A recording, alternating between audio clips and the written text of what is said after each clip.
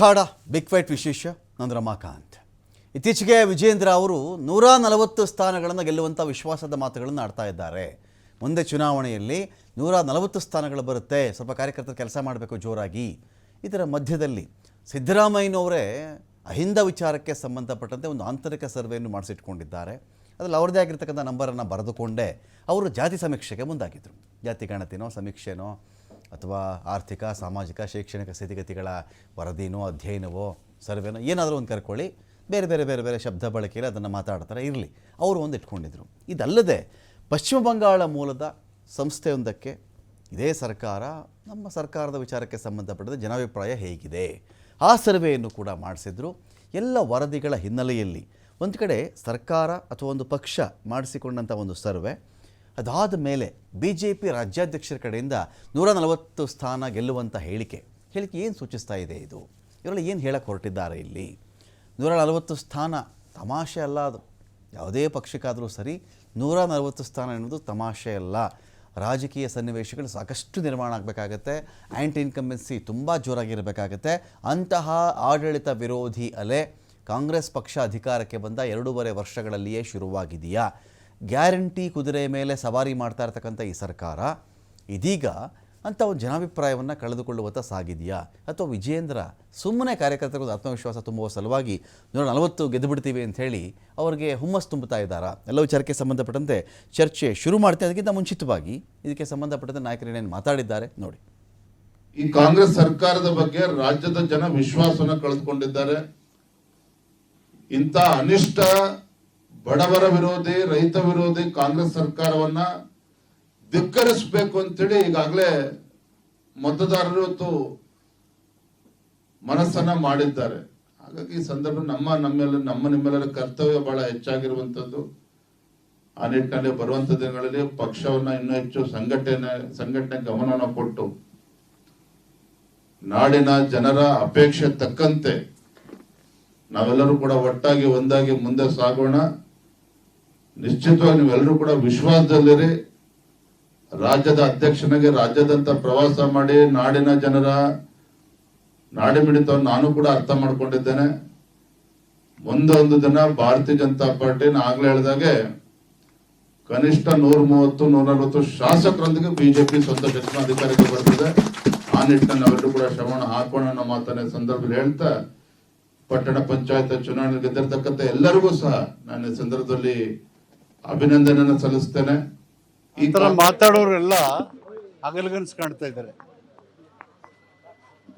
ಅಗಲಗನ್ಸ್ ಕಾಣ್ತಾರೆ. ಆ ರೀತಿ ಮಾತಾಡೋರು party stable and strong, government is stable and strong. ನಾವು ಕಂಪ್ಲೀಟ್ ಮಾಡ್ತೀವಿ ಟರ್ಮ್ನ. 2028ಕ್ಕೂ ನಾವೇ ಬರ್ತೀವಿ.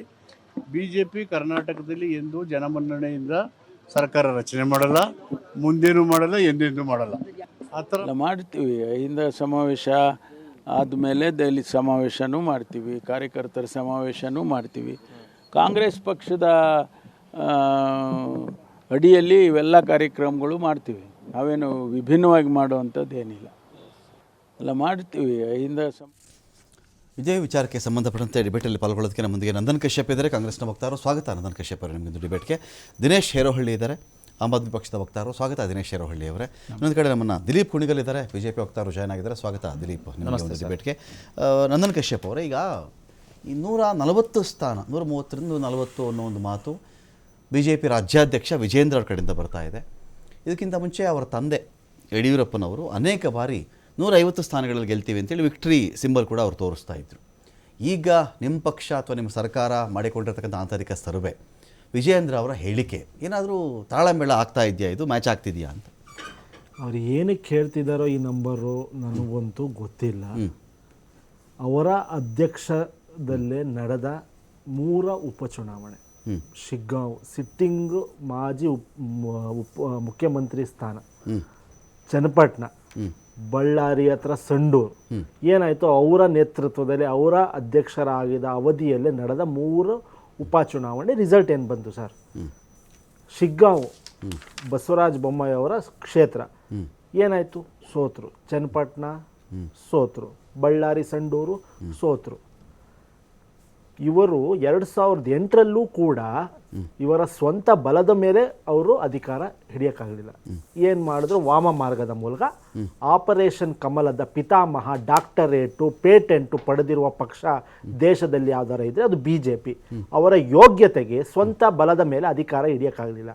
2019ರಲ್ಲೂ 18ರಲ್ಲೂ ಸ್ವಂತ ಬಲದಲ್ಲಿ ಅವರು ಅಧಿಕಾರ ಹಿಡಿಯೋಕ್ಕಾಗಲಿಲ್ಲ. ಈ ರಸ್ತೆಯಲ್ಲಿ ಹೆಂಗೆ ಸಂತೆಯಲ್ಲಿ ಕುರಿನ ಪರ್ಚೇಸ್ ಮಾಡ್ತಾರೆ ರೈತರುಗಳು, ದಲ್ಲಾಳಿಗಳು, ಆ ಥರ MLAಗಳನ್ನ ಪರ್ಚೇಸ್ ಮಾಡಿಬಿಟ್ಟು ಅವರು ಸರ್ಕಾರ ರಚನೆ ಮಾಡಿದ್ರು. ಅದಾದಮೇಲೆ ಏನಾಯಿತು ಅಂತ ಗೊತ್ತು. ಇತಿಹಾಸದಲ್ಲಿ ಮಹಾರಾಷ್ಟ್ರದಲ್ಲಾಗಲಿ ಬೇರೆ ಬೇರೆ ಕಡೆ ಅವ್ರ ಯೋಗ್ಯತೆಗೆ ಸ್ವಂತ ಬಲದ ಮೇಲೆ ಅಧಿಕಾರ ಹಿಡಿದ್ಯಾರ. ಇವ್ರ ಪಕ್ಷದ MLAಗಳನ್ನ ಖರೀದಿ ಮಾಡೋದು, ಸರ್ಕಾರ ರಚಿಸೋದು ಇವ್ರ ಯೋಗ್ಯತೆ ಅಷ್ಟೇ. ಹಾಗಾಗಿ ಅವ್ರು 140 ಫಸ್ಟ್ ವಿಜೇಂದ್ರ ಅವರು ತಮ್ಮ ಸ್ಥಾನವನ್ನು ಭದ್ರ ಮಾಡ್ಕೋಬೇಕು ಅಂತ ತಮ್ಮ ವಾಹಿನಿ ಮೂಲಕ ಹೇಳ್ತೀನಿ. ಸರ್ವೇದೇನಂತೆ? ನಿಮ್ಮ ಸರ್ವೆ ರಿಪೋರ್ಟ್ ನಾವು 2028ಕ್ಕೂ ಪ್ರಚಂಡ ಬಹುಮತದಿಂದ ನಾವು ಅಧಿಕಾರಕ್ಕೆ ವಾಪಸ್. ಪ್ರಚಂಡ ಅಂದ್ರೆ ಎಷ್ಟು? ಪ್ರಚಂಡ 200 ಸೀಟ? ನಾವು ಹಂಗೆಲ್ಲ ರಿಯಲಿಸ್ಟಿಕ್ ನಂಬರ್ ಮಾತಾಡ್ತೀವಿ. ಎಷ್ಟು?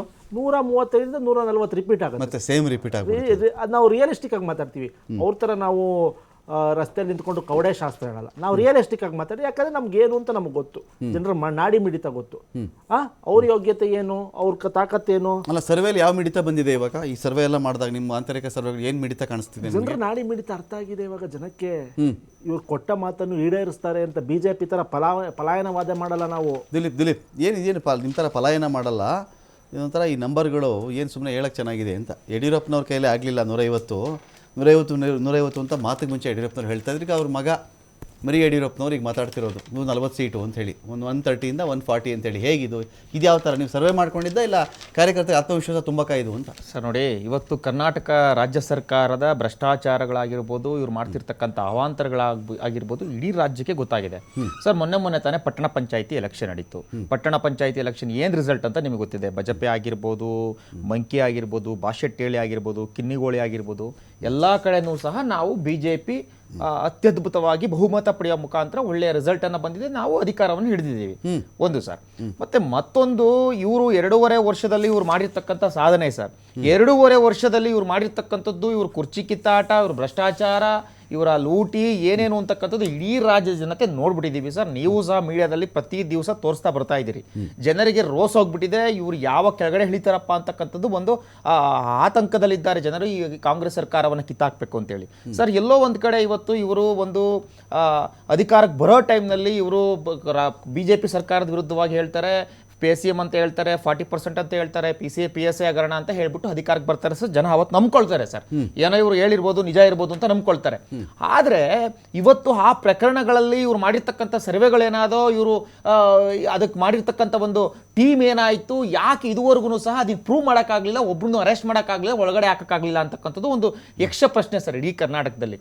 ಇವತ್ತು ಸರ್ ಇವರು ಇನ್ನೊಂದು ಗ್ಯಾರಂಟಿಯನ್ನು ಕೊಟ್ಟಿದ್ರು, ನಾವು ಅಧಿಕಾರಕ್ಕೆ ಬಂದರೆ ಎಲ್ಲ ಯಾವ್ಯಾವ ಖಾಲಿ ಇದ್ದಾವ ಹುದ್ದೆಗಳನ್ನೆಲ್ಲ ಎಲ್ಲವನ್ನ ನಾವು ತುಂಬ್ತೀವಿ ಅಂತ ಹೇಳಿದ್ರು. ಆದ್ರೆ ಇವತ್ತು ಹುದ್ದೆಗಳನ್ನ ಒಂದೂ ತುಂಬಕ್ಕಾಗಿಲ್ಲ ಸರ್. ಇವತ್ತು ಶಿಕ್ಷಣ ಇಲಾಖೆಯಲ್ಲಿ 62,000 ಕೊರತೆ ಇದೆ, ಆರೋಗ್ಯ ಇಲಾಖೆಯಲ್ಲಿ 35,000 ಖಾಲಿ ಇದೆ, ಗೃಹ ಇಲಾಖೆಯಲ್ಲಿ 22,000 ಖಾಲಿ ಇದೆ, ಪಶುಸಂಗೋಪನೆಯಲ್ಲಿ 10,000 ಖಾಲಿ ಇದೆ, ಪಂಚಾಯತ್ ರಾಜ್ಯಲ್ಲಿ 10,000 ಖಾಲಿ ಇದೆ, ಉನ್ನತ ಶಿಕ್ಷಣದ 13,000 ಖಾಲಿ ಇದೆ ಸರ್. ಇದು ಭರ್ತಿ ಮಾಡಿದ ಮೇಲೆ ಉಳ್ಕೊಂಡಿರೋದಾ ಅಥವಾ ಯಾವುದು ಭರ್ತಿ ಮಾಡದೆ ಅಷ್ಟು ಖಾಲಿ ಇರೋದಾ?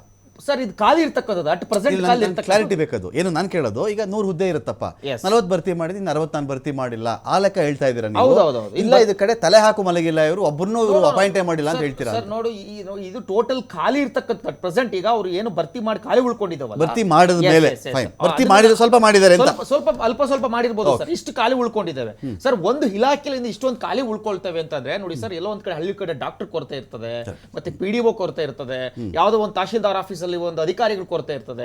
ನಾವು ಒಂದು ಸಿಸ್ಟಮ್ ಅನ್ನ ಸರಿ ಮಾಡಲಿಲ್ಲ ಅಂತಂದ್ರೆ ನಾವು ಅದನ್ನ ಆ ವ್ಯವಸ್ಥೆಯನ್ನ ಆಳ್ಗಿಡ್ದಂಗಾಗುತ್ತೆ ಸರ್. ಮತ್ತೆ ಇನ್ನೊಂದು ಸರ್, ಜಿಲ್ಲಾ ಪಂಚಾಯತಿ ಎಲೆಕ್ಷನ್ ಆಗಿರ್ಬೋದು, ತಾಲೂಕ್ ಪಂಚಾಯತಿ ಎಲೆಕ್ಷನ್ ಆಗಿರ್ಬೋದು, ಗ್ರಾಮ ಪಂಚಾಯತಿ ಎಲೆಕ್ಷನ್ ಆಗಿರ್ಬೋದು, ಕೆಲವು ಎಲೆಕ್ಷನ್ಗಳನ್ನ ಇವರು ತಲೆನೂ ಹಾಕ್ತಾ ಇಲ್ಲ, ಮಾಡೋ ಕಡೆ ತಲೆನೂ ಕೆಡ್ಸ್ಕೊಂತಾ ಇಲ್ಲ. ಯಾಕೆ ಅಂತಂದ್ರೆ ಒಂದು ಇವ್ರ ಮೇಲೆ ಇರ್ತಕ್ಕಂಥ ಆಂಟಿ ಇನ್ಕಂಬೆನ್ಸಿ ಭಯ ಇದೆ ಸರ್. ಯಾಕೆ ಅಂತಂದ್ರೆ ಅಧಿಕಾರ ವಿರೋಧಿ, ಇವ್ರ ಆಡಳಿತ ವಿರೋಧಿ ಅಲೆ ಇರೋದ್ರಿಂದ ನಾವ್ ಎಲ್ಲಿ ಈ ಚುನಾವಣೆ ಮಾಡಿಬಿಟ್ರೆ ಸೋಲ್ತೀವೋ ಅಂತಕ್ಕಂಥ ಭಯದಿಂದ ಇವ್ರು ಚುನಾವಣೆ ಮಾಡಿ ಡೆಲ್ಲಿ ಎಲೆಕ್ಷನ್ ಮುಂದೂಡಿದ್ರಿ ನೀವು? ಡೆಲ್ಲಿ ಇದು ಲೋಕಲ್ ಬಾಡಿ ಎಲೆಕ್ಷನ್ಸ್ ನೀವು ಹಿಂಗೆ ಮುಂದೂಡ್ಕೊಂಡು ಸರ್, ಬಂದಿದ್ರಿ. ಆದ್ರೆ ಬಿಜೆಪಿ ನೋಡಿ, ಜಿಲ್ಲಾ ಅರವಿಂದ್ ಕೇಜ್ರಿವಾಲ್ ಇದೇ ತರ ಟೀಕಿಸ್ತಾ ಇದ್ರು ನಿಮ್ಮನ್ನ. ಜಿಲ್ಲಾ ತಾಕತ್ತಿದ್ರೆ ಬರ ಕೇಳಿ ಅದಕ್ಕೆ ಸರ್, ಇವ್ರಿಗೆ ಅಂತ. ನೋಡಿ ತಾಲೂಕ್ ಪಂಚಾಯತಿ ಎಲೆಕ್ಷನ್ ಇವರ 5 ವರ್ಷ ಆಗ್ಬೇಕಾಗಿ ಚುನಾವಣೆ ಮಾಡಿ ನಾವು ಮಾಡಿರ್ಲಿಲ್ಲ. ಸೊ ನಾವು ಕಾರಣಾಂತರದಿಂದ ಮುಂದೂಡಿದ್ದ, ಇವರು ಸಹ ಮಾಡಕ್ ಆಗ್ತಾ ಇಲ್ಲ. ಈಗೇನೋ ಮೊನ್ನೆ ಆಲೆ ಸುಮಾರು 3-4 ಸಲ ಹೇಳಿಕೆ ಕೊಟ್ಟಿದ್ದಾರೆ, ಇದೇ ಮುಖ್ಯಮಂತ್ರಿಗಳು ನಾವು ಮಾಡ್ತೀವಿ ಅಂತ ಹೇಳ್ತಾ ಬಂದಿದ್ದಾರೆ, ಇದುವರೆಗೂ ಮಾಡಕ್ಕಾಗಿಲ್ಲ, ಈಗೇನು ಏಪ್ರಿಲ್ ಮಾಡ್ತೀವಿ ಅಂತ ಹೇಳ್ತಿದ್ದಾರೆ ಸರ್. ಅದಿರ್ಲಿ ಸರ್, ಗ್ರಾಮ ಪಂಚಾಯತಿ ಎಲೆಕ್ಷನ್ ಒಂದು ಈ ಹಳ್ಳಿ ವ್ಯವಸ್ಥೆಗಳ ಒಂದು ಜೀವನಾಡಿ ಸರ್, ಒಂದು ರಕ್ತ ಇದ್ದಂಗೆ ಗ್ರಾಮ ಪಂಚಾಯತಿ ಅಂತಕ್ಕಂಥದ್ದು. ಅದರ ಆಡಳಿತಾವಧಿ ಡಿಸೆಂಬರ್ ಮುಗಿದೋಗಿದೆ ಸರ್. ಅದು ಎಲೆಕ್ಷನ್ ನಡಿಬೇಕಾಗಿತ್ತು ಡಿಸೆಂಬರ್ಗೆ, ಆದ್ರೆ ಡಿಸೆಂಬರ್ ಮುಗಿತಾ ಬರ್ತಾ ಇದೆ. ನಾವು ಆಲೆ ಇಯರ್ ಸ್ಟಾರ್ಟ್ ಆಗ್ತಾ ಇದೆ ನಮ್ಗೆ 2026ನೇ ಒಂದು ಇಸ್ವಿ, ಆದ್ರೂ ಸಹ ಎಲೆಕ್ಷನ್ ಮಾಡಿಲ್ಲ. ಇವತ್ತು ಗ್ರಾಮ ಪಂಚಾಯತಿ ಎಲೆಕ್ಷನ್ ಮಾಡಲಿಲ್ಲ ಅಂದ್ರೆ ಟೋಟಲ್ ಸಿಸ್ಟಮ್ ಹಾಳಾಗುತ್ತೆ ಸರ್, ಗ್ರಾಮ ಪಂಚಾಯತ್ ಸಿಸ್ಟಮ್. ಅದರಿಂದ ಇವತ್ತು ರಾಜ್ಯದ ಜನತೆ ಕಾಂಗ್ರೆಸ್ ಸರ್ಕಾರವನ್ನ ಸಂಪೂರ್ಣವಾಗಿ ತಿರಸ್ಕಾರ ಮಾಡಿದ್ದಾರೆ. ನಮ್ಮ ಕಾರ್ಯಕರ್ತರಲ್ಲಿ ಹುಮ್ಮಸ್ ಬರ್ಲಿಕ್ಕೆ ಕಾರಣ ಪಟ್ಟಣ ಪಂಚಾಯತಿಗಳ ರಿಸಲ್ಟ್ ಸರ್. ದಿನೇಶ್ ಅವರೀಗ 140 ನಂಬರು ಒಂದು ಕಡೆ ಕೇಳಿದೆ. ಈಗ ಅದಕ್ಕೆ ದಿಲೀಪ್ ಹೇಳ್ತಾ ಇದ್ರು, ಈಗ ಪಟ್ಟಣ ಪಂಚಾಯತಿ ಎಲೆಕ್ಷನ್ ಆಯಿತು, ಬಜ್ಪೇಯಲ್ಲೆಲ್ಲ ನಾವು ಗೆದ್ದಿದ್ದೀವಿ ಅಂತ ಹೇಳಿ. ಈ ದೇಶದಲ್ಲಿ ಪಟ್ಟಣ ಪಂಚಾಯತಿ ಎಲೆಕ್ಷನ್ ನಾವು ಗ್ರಾಮ ಪಂಚಾಯತಿ ಜೊತೆ ಕಂಪೇರ್ ಮಾಡೋಕ್ಕಾಗುತ್ತಾ? ಗ್ರಾಮ ಪಂಚಾಯತಿಯನ್ನು ಮುನ್ಸಿಪಲ್ಲು ಅಥವಾ ತಾಲೂಕ್ ಪಂಚಾಯತಿ ಅಥವಾ ಜಿಲ್ಲಾ ಪಂಚಾಯತ್ ಅಥವಾ MLA ಅಥವಾ ನೋಡಿ ಇಲ್ಲೇನೆ MLA ಎಲೆಕ್ಷನ್ ರಿಸಲ್ಟ್ಸ್ ಏನು ನಮ್ಮ ರಾಜ್ಯದಲ್ಲಿ, MP ಎಲೆಕ್ಷನ್ ರಿಸಲ್ಟ್ಸ್ ಏನು? ಒಂದು ಎಲೆಕ್ಷನ್ ಜೊತೆ ಇನ್ನೊಂದು ಎಲೆಕ್ಷನ್ ಕಂಪೇರ್ ಮಾಡೋ ಸ್ಥಿತಿ ನಾವು ಇದ್ದೀವ ಇವತ್ತಿಗೆ? ಅಲ್ಲಿ ಗೆದ್ಬಿಟ್ವಿ ಅಂದರೆ ಇಲ್ಲೇ ಗೆಲ್ತಾ ಇದ್ವಿ, ಅಥವಾ ಇವರು ನಾವು 3 ಗೆದ್ವಿ ರೀ ಬೈ ಎಲೆಕ್ಷನ್ನು, ಇನ್ನು ನೆಕ್ಸ್ಟ್ ಎಲೆಕ್ಷನ್ನು ನಾವು 140 ಗೆದ್ದುಬಿಡ್ತೀವಿ. ಇದೆಲ್ಲವೂ ಇದೇ ಥರ ಇವರೆಲ್ಲ ತಜ್ಞರಾಗಿ ಇವರೆಲ್ಲ ಹೇಳಿದ್ದೆ ನಿಜ ಆಗಿಬಿಟ್ಟಿದ್ದಿದ್ರೆ ಇನ್ಯಾಕೆ ಇರ್ತಿತ್ತು ಜಗತ್ತು ಅಂತ. ಆಮೇಲೆ ಇದು ಯಾವ ಬೆಲ್ಟಲ್ಲಿ ನಡೀತು ಅನ್ನೋದು ಇಂಪಾರ್ಟೆಂಟ್. ಕರೆಕ್ಟ್. ಈಗ ಇವರು dominate belt, Mangaluru dominant belt ಅಲ್ಲಿ ಬಿಜೆಪಿ ಇದೆ, ಬಿಜೆಪಿ ಇರೋರು ಗೆಲ್ತಾರೆ, ಅದ್ರಲ್ಲೇನೋ ಅತಿಶೋಕ್ತಿ ಇರಲ್ಲ. ಆಯ್ತಲ್ಲ, ಈ ಕಡೆದಿರ್ಲಿ, ನೀವು ಇನ್ನು ಬೇರೆ ಹೇಳ್ದವು ನಾನು ಹೇಳ್ತಾ ಇರೋದು. ಈಗ ಹಣ ಬಲನೂ ನಡೆಯುತ್ತೆ ಇಲ್ಲಿ. ಯಾಕಂದ್ರೆ ಗ್ರಾಮ ಪಂಚಾಯತಿಲೆಲ್ಲ ನೀವು ಎಷ್ಟು ಕೋಳಿ ಕೊಟ್ರಿ, ಎಷ್ಟು ಮಟನ್ ಕೊಟ್ರಿ, ಎಷ್ಟು ಬಾಟ್ಲಿ ಕೊಟ್ರಿ, ಎಷ್ಟು ದುಡ್ಡು ಕೊಟ್ರಿ ಅನ್ನೋದು ಇಂಪಾರ್ಟೆಂಟ್ ಆಗುತ್ತೆ. ಎಲ್ಲೋ ನಿಮಗೆ ಜನ ತುಂಬಾ ನಮ್ಗೆ ಬದಲಾವಣೆನೇ ಬೇಕು ಅನ್ನೋ ಜಾಸ್ತಿ ಪೌಲ್ಟ್ರಿ ಫಾರ್ಮ್ ಕೊಂಡ್ಕೊಂಡಿದ್ದು ಗೆಲ್ತಾನೆ. ಅದೇ ಪೌಲ್ಟ್ರಿ ಫಾರ್ಮೇ ಕೊಂಡ್ಕೊಂಡ್ಬಿಟ್ಟಿರ್ಬೇಕು. ಅದನ್ನು ತಗೊಂಡು ಡಿಸ್ಟ್ರಿಬ್ಯೂಟ್ ಮಾಡ್ತಾರೆ, ಕುಕ್ಕರ್ ಕೊಡ್ತಾರೆ, ಎಲ್ಲ ಏನೇನೆಲ್ಲ ಕೊಟ್ಟು ಇವರು ಗೆಲ್ತಾ ಇದ್ದಾರೆ. ಬಟ್ ಇವತ್ತಿನ ಇವ್ರಿಬ್ರೂ ಈಗ ಆಡಳಿತ ಪಕ್ಷವಾಗಿ ಇಲ್ಲ ರಾಜ್ಯದಲ್ಲಿ, ವಿರೋಧ ಪಕ್ಷವಾಗೂ ಇಲ್ಲ ರಾಜ್ಯದಲ್ಲಿ. ಯಾಕಂದ್ರೆ ಆಡಳಿತ ಪಕ್ಷ ನಿಜವಾಗಿ ರಾಜ್ಯದಲ್ಲಿ ಆಡಳಿತ ಮಾಡಿದ್ರೆ ಇವತ್ತು ಸಿದ್ದರಾಮಯ್ಯನವರು ಇವತ್ತು ಅಹಿಂದ ಸಮಾವೇಶ ಮಾಡಕ್ ಹೋಯ್ತಿರ್ಲಿಲ್ಲ. ನಾವು ಏನು ಸಾಧನಾ ಸಮಾವೇಶ ಮಾಡಕ್ ಹೋಗ್ಬೇಕಿತ್ತು ಸಿದ್ದರಾಮಯ್ಯನವರು. ಇನ್ನು ಜಾತಿ ಕಟ್ಕೊಂಡೆ ಸುತ್ತವ್ರಲ್ಲ ಇವರು ಸಿದ್ದರಾಮಯ್ಯನವರು. ಅವ್ರು ನಿಜವಾಗಿ ಒಬ್ಬ ಮುಖ್ಯಮಂತ್ರಿ ಆದ್ರೆ ಒಂದು ಜಾತಿಗೆ ಸೀಮಿತ ಅಲ್ಲಪ್ಪ. ಒಬ್ಬ ಮುಖ್ಯಮಂತ್ರಿಗೆ ಒಂದು ವರ್ಗ ಅಲ್ಲ, ಇಡೀ ರಾಜ್ಯದ ಎಲ್ಲಾ ವರ್ಗಕ್ಕೂ ಮುಖ್ಯಮಂತ್ರಿ ಆ ವ್ಯಕ್ತಿ. ಬರೀ ಅಹಿಂದಕ್ಕಷ್ಟೇ ಅಲ್ಲ ಮೀಸಲು. ನಾನು ಹೇಳ್ತಾ ಇರೋದು, ಇವರು ಅಂತ ಸಾಧನೆ ಮಾಡಿಬಿಟ್ಟಿದ್ರೆ ಇವತ್ತು ಸಾಧನಾ ಸಮಾವೇಶ ಮಾಡಬೇಕಿತ್ತು. ಜಾತಿ ಸಮಾವೇಶ ಯಾಕೆ ಮಾಡ್ತಾ ಇದ್ದಾರೆ ಇವರು? ಮತ್ತೆ ಇನ್ನೊಂದು ಇಲ್ಲಿ ಸಂಪೂರ್ಣ ಏನಾಗಿದೆ ಅಂದ್ರೆ, ಇಲ್ಲಿ ಆಡಳಿತ ವಿರೋಧ ಪಕ್ಷ ಎರಡೂ ಒಂದೇ ಪಕ್ಷದಲ್ಲಿದೆ, ಅದು ಕಾಂಗ್ರೆಸ್ ಅಲ್ಲೇ ಇದೆ. ಆಡಳಿತ ಪಕ್ಷ ಇವತ್ತು ಸಿದ್ದರಾಮಯ್ಯನವರು, ವಿರೋಧ ಪಕ್ಷದವರು ಈ DK ಶಿವಕುಮಾರ್ ಬಣದವರು. ಇಲ್ಲ ಇವ್ರೇ ಕಚ್ಚಾಟ ಆಯ್ತವ್ರೆ. ಇದ್ರೊಳಗಡೆ ಬಿಜೆಪಿಯವರು ಸಂಪೂರ್ಣವಾಗಿ ಶಾಮೀಲಾಗಿ ಅವ್ರಿಗೆ ಏನು ಕಂಪ್ಲೀಟ್ ಒಂದು ಅಡ್ಜಸ್ಟ್ಮೆಂಟ್ ಅಲ್ಲಿ ರಾಜಕಾರಣ ಮಾಡ್ಕೊಂಡು ಹೋಗ್ತಾರೆ. ಇವತ್ತು ಇಷ್ಟೆಲ್ಲ ವಿರೋಧ ಪಕ್ಷದ ಅಧಿಕಾರ ಹಸ್ತಾಂತರ ಇವತ್ತು ನಾನು ಬಿಜೆಪಿ ವಿರೋಧ ಪಕ್ಷದ ಅಧಿಕಾರ ಹಸ್ತಾಂತರಣ DKಶಿ ಕಡೆ ಮಾಡ್ಬಿಟ್ಟಿದ್ದಾರೆ. ಯಾಕಂದ್ರೆ ವಿರೋಧ ಪಕ್ಷದವ್ರು ಕೆಲಸನೇ ಮಾಡ್ತಾ ಇಲ್ಲ. ನಿಜವಾಗಿ ವಿರೋಧ ಪಕ್ಷದವ್ರು ಇವತ್ತು ಭ್ರಷ್ಟಾಚಾರದ ವಿರುದ್ಧ ಮಾಡೋದಿದ್ರೆ ಇವತ್ತು ಪಂಜಾಬ್ ಅಲ್ಲಿ ಒಂದು ಭ್ರಷ್ಟಾಚಾರ ವಿರೋಧಕ್ಕೆ ಒಂದು ಹೆಲ್ಪ್ ಲೈನ್ ಮಾಡ್ಬಿಟ್ಟವ್ರೆ. ಇಲ್ಲಾಕ್ ಮಾಡಿ ಅಂತ ಇವರು ವಿಧಾನಸಭೆಯಲ್ಲಿ ಕೇಳ್ಬೇಕಲ್ಲ. ಯಾಕಂದ್ರೆ ಕಳ್ಳರು ಸೇರ್ಕೊಂಡು ಸಂತೆಗೆ ಹೋದ್ರು ಅಂತ ಕಳ್ಳರು ಸಂತೆಗೆ ಹೋದ್ರು ಆ ಲೆವೆಲ್ಗೆ ಆಗ್ಬಿಟ್ಟಿದೆ. ಇವತ್ತು ಏನಾಗಿದೆ ಅಂದ್ರೆ ಇವರು ಅವ್ರಿಗೂ ಹೆಲ್ಪ್ ಮಾಡಲ್ಲ. ಅವರು ಅಂದ್ರೆ ನಾವು ಭ್ರಷ್ಟಾಚಾರ ಮಾಡ್ತೀವಿ, ನೀವು ಭ್ರಷ್ಟಾಚಾರ ಮಾಡಿ, ಅದ್ರ ಬಗ್ಗೆ ವಿಧಾನಸಭೆಯಲ್ಲಿ ಮಾತು ಬೇಡ ಅನ್ನೋ ಲೆವೆಲ್ಗೆ ಬಂದಿದ್ದಾರೆ. ಮತ್ತೆ ಇನ್ನೊಂದು ಏನಂದ್ರೆ, ಇವತ್ತು ಸಿದ್ದರಾಮಯ್ಯನವರು 8 ಲಕ್ಷ ಕೋಟಿ ಸಾಲ ಮಾಡವ್ರೆ, ನಮ್ಮ ಮೋದಿ ಅವರು 200 ಲಕ್ಷ ಕೋಟಿ ಸಾಲ ಮಾಡವ್ರೆ. ಅಲ್ಲಿಗೆ ಸಾಲದ ಪ್ರಮಾಣ ಅಂತೂ ಇಳಿಸಲ್ಲ. ಇವರೆಲ್ಲ ಹೇಳ್ಕೊ ಬಂದಿದ್ದೇನು, ಅಯ್ಯೋ ಮೋದಿ ಅವರು ಬಂದ್ಬಿಟ್ರಂತೆ, ವಿದೇಶಿ ಸಾಲ ಎಲ್ಲ ತೀರಿಸ್ಬಿಟ್ರಂತೆ, ಆ ಕಂಪ್ನಿಗೆ ಇಷ್ಟು ಸಾಲ ಮಾಡ್ಬಿಟ್ಟಿದ್ರಂತೆ, ಮನಮೋಹನ್ ಸಿಂಗ್ ಇಷ್ಟು ಬಾಂಡ್ ಕೊಟ್ಬಿಟ್ಟಿದ್ರಂತೆ, ಅದನ್ನೆಲ್ಲ ಮೋದಿ ಅವರು ತೀರಿಸ್ಬಿಟ್ರಂತೆ. ಈ ತರ ಕತೆ ಹೇಳ್ಕೊಂಡು ಓಟ್ ಕೇಳಿದವರು ಇವತ್ತು ಎಲ್ಲೋಯ್ತು ದೇಶದ ಸಾಲ? ಇವತ್ತು ಉದ್ಯೋಗದ ಕತೆ ಏನಾಯ್ತು? ಉದ್ಯೋಗ ಪೂರ್ತಿ ನಶಿಸೋಗಿದೆ ಕೇಂದ್ರ ರಾಜ್ಯದಲ್ಲಿ. ಸರ್ಕಾರದಲ್ಲಿ 9.25 ಲಕ್ಷ ಹುದ್ದೆಗಳು ಖಾಲಿ ಇದೆಯಪ್ಪ, ಕೇಂದ್ರದಲ್ಲೂ ಖಾಲಿ ಇದೆ. ಹೌದು, 9.25 ಲಕ್ಷ ಹುದ್ದೆ ಖಾಲಿ ಕೇಂದ್ರದಲ್ಲಿ. 2.25 ಲಕ್ಷ, ಅಲ್ಲಿ 9.25 ಲಕ್ಷ. ಆಮೇಲೆ ಇರಿಗೇಷನ್ ಪ್ರಾಜೆಕ್ಟ್ಗಳು, ಇವ್ರಿಗೆ ನೆಟ್ಗೆ ರೋಡ್ ಟಾರ್ ಹಾಕೋ ಯೋಗ್ಯತೆ ಇಲ್ಲ, ಇನ್ ಇರಿಗೇಷನ್ ಪ್ರಾಜೆಕ್ಟ್ ಎಲ್ಲಿ ಮಾಡ್ತಾರೆ? ಈಗ ಅಪ್ಪರ್ ಕೃಷ್ಣ 15 ಮೀಟರ್ ರೈಸ್ ಮಾಡಿ ಅಂತ ಎಷ್ಟು ವರ್ಷ ಆಯ್ತು? 10 ವರ್ಷ ಆಯ್ತು, ಇನ್ನೂ ಅಕ್ವೈಸೇಷನ್ ಮಾಡಕ್ಕಾಗಿಲ್ಲ, ಇನ್ನೂ ಅದಕ್ಕೆ ಪರಿಹಾರ ಕೊಡಕ್ಕಾಗ್ತಾ ಇಲ್ಲ. ಯಾವ್ದು ಏನೋ ಒಂದು ಸರ್ ಮಾದಾಯಿ, ಒಂದು ಕಳಸಾ ಬಂಡೂರಿ ಕುಡಿಯೋ ನೀರು ಯೋಗ್ಯತೆ ಕೊಡಕ್ಕಾಗ್ತಾ ಇಲ್ಲ ಇವ್ರ ಯೋಗ್ಯತೆಗೆ, ಕೇಂದ್ರ ಮತ್ತೆ ರಾಜ್ಯದ ಕಚ್ಚಾಟದಲ್ಲಿ. ನಾನು ಹೇಳ್ತಾ ಇರೋದು, ಇವತ್ತು ಇಬ್ರು ಜಗಳದಲ್ಲಿ ರಾಜ್ಯ ಕಂಪ್ಲೀಟ್ ನಲುಗೋಗಿದೆ. ಚರ್ಚೆ ಮತ್ತೆ ಮುಂದುವರಿಸ್ತೀನಿ, ಒಂದು ಬ್ರೇಕ್ ಆದ್ಮೇಲೆ ತೋರಿಸ್ತಾ ಇದ್ದೀನಿ. ಯಾವಾಗೆಲ್ಲ ಈ ಸಿದ್ದರಾಮಯ್ಯನವ್ರ ಕುರ್ಚಿಗೆ ಅಪಾಯ ಬಂದಂಥ ಸಂದರ್ಭದಲ್ಲಿ, ಅಪಾಯ ಅಂತ ರಾಜಕೀಯ ನಾಯಕರು ಬಿಂಬಿಸ್ತಾ ಇದ್ದಾರೋ, ಕೆಲವರು ಹೇಳಿಕೆಗಳ ಆ ಥರ ಅಭಿಪ್ರಾಯ ಮೂಡುವಂತೆ ಬರುತ್ತೋ, ಇನ್ಯಾವ್ಯಾರೋ ಪೈಪೋಟಿಗೆ ನಿಂತಿದ್ದಾರೆ ಅಂತ ಬರುತ್ತೋ, ಅಂಥ ಟೈಮಲ್ಲೆಲ್ಲ ಈ ಅಹಿಂದ ಅಂತ ಒಂದು ಗುಂಪು ಆಚೆ ಬರುತ್ತಲ್ಲ, ಏನೋ ಮಾಡ್ತೀವಿ, ಸಮಾವೇಶ ಮಾಡ್ತೀವಿ, ರಾಜ್ಯ ಮಟ್ಟದ ಸಮಾವೇಶ ಮಾಡ್ತೀವಿ, ಈ ಬಾರಿ ಮೈಸೂರಲ್ಲಿ ಮಾಡ್ತಾಯಿದ್ವಿ ನಾವು ಅಂಥೇಳಿ, ಇದು ಬೆದರಿಕೆನ, ಬ್ಲ್ಯಾಕ್ ಮೇಲ, ಅಥವಾ ಅವ್ರಿಗಿರೋ ಶಕ್ತಿ ಪ್ರದರ್ಶನ ಇದು ಅಂತ? ಯಾರಿಗೆ ಬ್ಲ್ಯಾಕ್ ಮೇಲ್ ಮಾಡೋದು ಇದು? ಅಹಿಂದ ಮಾಡಿಬಿಡ್ತೀವಿ ಅಂತ ನಿಮ್ಮ ಪಾರ್ಟಿಲಿರೋರಿಗೆ ಬ್ಲ್ಯಾಕ್ ಮೇಲ್ ಮಾಡೋದಾ, ಇಲ್ಲ BJP ಅವ್ರಿಗೆ ಹೇಳೋದಾ? ಟಚ್ ಮಾಡಿದ್ರೆ ನಾವು ನಿಮ್ಗೆ ಸುಮ್ಮನೆ ಬಿಡಲ್ಲ ಅಂತ ಹೇಳೋದು? ಯಾಕೆ GLB ಎಲ್ಲಿ ಹೋಗ್ಬೇಕು, ಜಿಲೇಬಿ ಅವ್ರು ಎಲ್ಲಿ ಹೋಗ್ಬೇಕು? ಗೌಡ್ರು, ಲಿಂಗಾಯತರು, ಬ್ರಾಹ್ಮಣರು, ಬೇರೆ ಇತರೆ ಸಮುದಾಯಗಳು, ಇವರೆಲ್ಲ ಎಲ್ಲಿ ಹೋಗ್ಬೇಕಪ್ಪ? ಬರೀ ಅಹಿಂದ ಸಾಕು ಅಂತ ಆದರೆ ಆಯಿತು. ಅಧಿಕಾರಕ್ಕೆ ಬರೋಕ್ಕೆ BJP ಅವ್ರದ್ದು ಒಂದು ಫಾರ್ಮುಲಾ, JDSನವ್ರು ರೈತರು ಅಂತಾರೆ, ನೀವೊಂದು ಫಾರ್ಮುಲಾ ಬಳಸ್ತೀರಿ, ಬಂದಾಯ್ತಲ್ಲ, ಬಂದ ಮೇಲೆ ಮತ್ತೆ ಅಹಿಂದ ಬೇರೆಯವ್ರು ಎಲ್ಲಿ ಹೋಗ್ಬೇಕು ಅಂತ ಪಾಯಿಂಟು. ದಿನೇಶು ಕೇಳಿದ್ರು ಅದನ್ನು. ನೋಡಿ ರಮಕಾಂತ್ ಅವರೇ, ಒಂದು ಮಾತೆತ್ತಿದ್ರಿ ಬೇರೆಯವ್ರು ಎಲ್ಲಿ ಹೋಗ್ಬೇಕು ಅಂತ. ನಮ್ಮ ಗ್ಯಾರಂಟಿ, ನಮ್ಮ ಯೋಜನೆ ಎಲ್ಲ ಜನಾಂಗದವ್ರಿಗೂ ಹೋಗ್ತಿದೆ. ನೀವೇನು ಹೇಳಿದ್ರಲ್ಲ, ಒಕ್ಕಲಿಗರು ಹೋಗ್ತಿದೆ, ಬ್ರಾಹ್ಮಣರಿಗೂ ಹೋಗ್ತಿದೆ, ಲಿಂಗಾಯತರು ಹೋಗ್ತಿದೆ, ಅಹಿಂದದವ್ರಿಗೂ ಹೋಗ್ತಿದೆ. ನಾವೇನು ಪಿಕ್ ಆ್ಯಂಡ್ ಚೂಸ್ ಮಾಡಿದ್ವಿ. ಈ ಸರ್ಕಾರ ಸರ್ವರಿಗೂ ಸಮಬಾಳು, ಸರ್ವರಿಗೂ ಸಮಪಾಲು ಅನ್ನೋ ಘೋಷವಾಕ್ಯ ಇಟ್ಕೊಂಡು ನಾವು ಆಡಳಿತ ನಡೆಸ್ತಾ ಇದ್ದೀವಿ. ಒಂದೇ ಸಮುದಾಯಕ್ಕೆ ನಾವು ಟಾರ್ಗೆಟ್ ಮಾಡ್ಬಿಟ್ಟು ಅಧಿಕಾರ ನಡೆಸ್ತೇವೆ. ಎಲ್ಲರಿಗೂ ನಾವು ಏನೇನು ಯೋಜನೆ ರೂಪಿಸ್ಬೇಕೋ ಆ ಯೋಜನೆ ರೂಪಿಸಿ ನಾವು ಡೆಲಿವರ್ ಮಾಡ್ತಾ ಇದ್ದೀವಿ. ಸಮಾವೇಶ ಒಂದು ಇದು ಇನ್ನೂ ಅದು ಪಕ್ಷದ ವತಿಯಿಂದ ಮಾಡ್ತೀವಿ, ಇಲ್ಲ ಸರ್ಕಾರದ ಸಾಧನೆ ಸಮಾವೇಶ ಮಾಡ್ತೀವಿ. ಮುಟ್ಟಿ ಒಳಗಿರೋ ಯಾವ ಥರ ಅಹಿಂದ ಅಂದರೆ ಅಧಿಕೃತವಾದ ನಮ್ಮ ಪಕ್ಷದ ಕಾರ್ಯಕ್ರಮದ ಬ್ಯಾನರ್ ಅಡಿಲೇ ಮಾಡ್ತೀವಿ, ಇಲ್ಲ ಸರ್ಕಾರದ ಸಾಧನೆ ಸಮಾವೇಶ ಮಾಡ್ತೀವಿ. ಯಾರೋ ಏನೋ ಬೇರೆಯವ್ರು ಮಾತಾಡಿರ್ಬೋದು, ಅದು ಪಕ್ಷದ ಸ್ಟ್ಯಾಂಡ್ ಅಲ್ಲ. ನಮ್ಮ ಪಕ್ಷದ ಸಾಧನೆ ಸಮಾವೇಶ ಮೊನ್ನೆನೂ ನಡೆದಿದೆ, ಅಲ್ಲಿ ನಮ್ಮ ಬೆಳಗಾಮಲ್ಲೂ ನಡೆದಿದೆ, ಹುಬ್ಳಿಲೂ ನಡೆದಿದೆ, ಮುಂದಿನ ತಿಂಗಳು ಹಾವೇರಿಲೂ ನಡೀತಾ ಇದೆ. ಹಾಗಾಗಿ ನಾವು ಕಾರ್ಯಕ್ರಮ ಏನು ಮಾಡಿದ್ರು, ಇಲ್ಲ ಸರ್ಕಾರದ ಒಂದು ಸಾಧನಾ ಸಮಾವೇಶ, ಇಲ್ಲ ಪಕ್ಷದ ಅಡಿಯಿಂದ ಒಂದು ಕಾರ್ಯಕರ್ತ ಸಮಾವೇಶ ಮಾಡ್ತೀವಿ ಹೊರತು ಇವ್ರು ಯಾರೋ ಸ್ಟೇಟ್ಮೆಂಟ್ ಕೊಟ್ಟ ತಕ್ಷಣ ಅದು ಒಂದು ಜಾತಿಗೆ ಸೀಮಿತವಾಗಿರೋ. ಏನಾಗುತ್ತೆ ಗೊತ್ತಾ, ಈ ಥರ ಸ್ಟೇಟ್ಮೆಂಟ್ಸ್ ಯಾವಾಗ್ಲೂ ಈ ಸ್ಟೇಟ್ಮೆಂಟ್ನ ನೀವು ಹೇಗೆ ಮಾಡ್ತೀರಿ ಅಂದರೆ, ಈಗ straight from the horse mouth ಅದು ಬರೋಲ್ಲ. ನೇರವಾಗಿ ನಿಮ್ಮ ನಾಯಕರು ಯಾರೂ ಮಾತಾಡಲ್ಲ.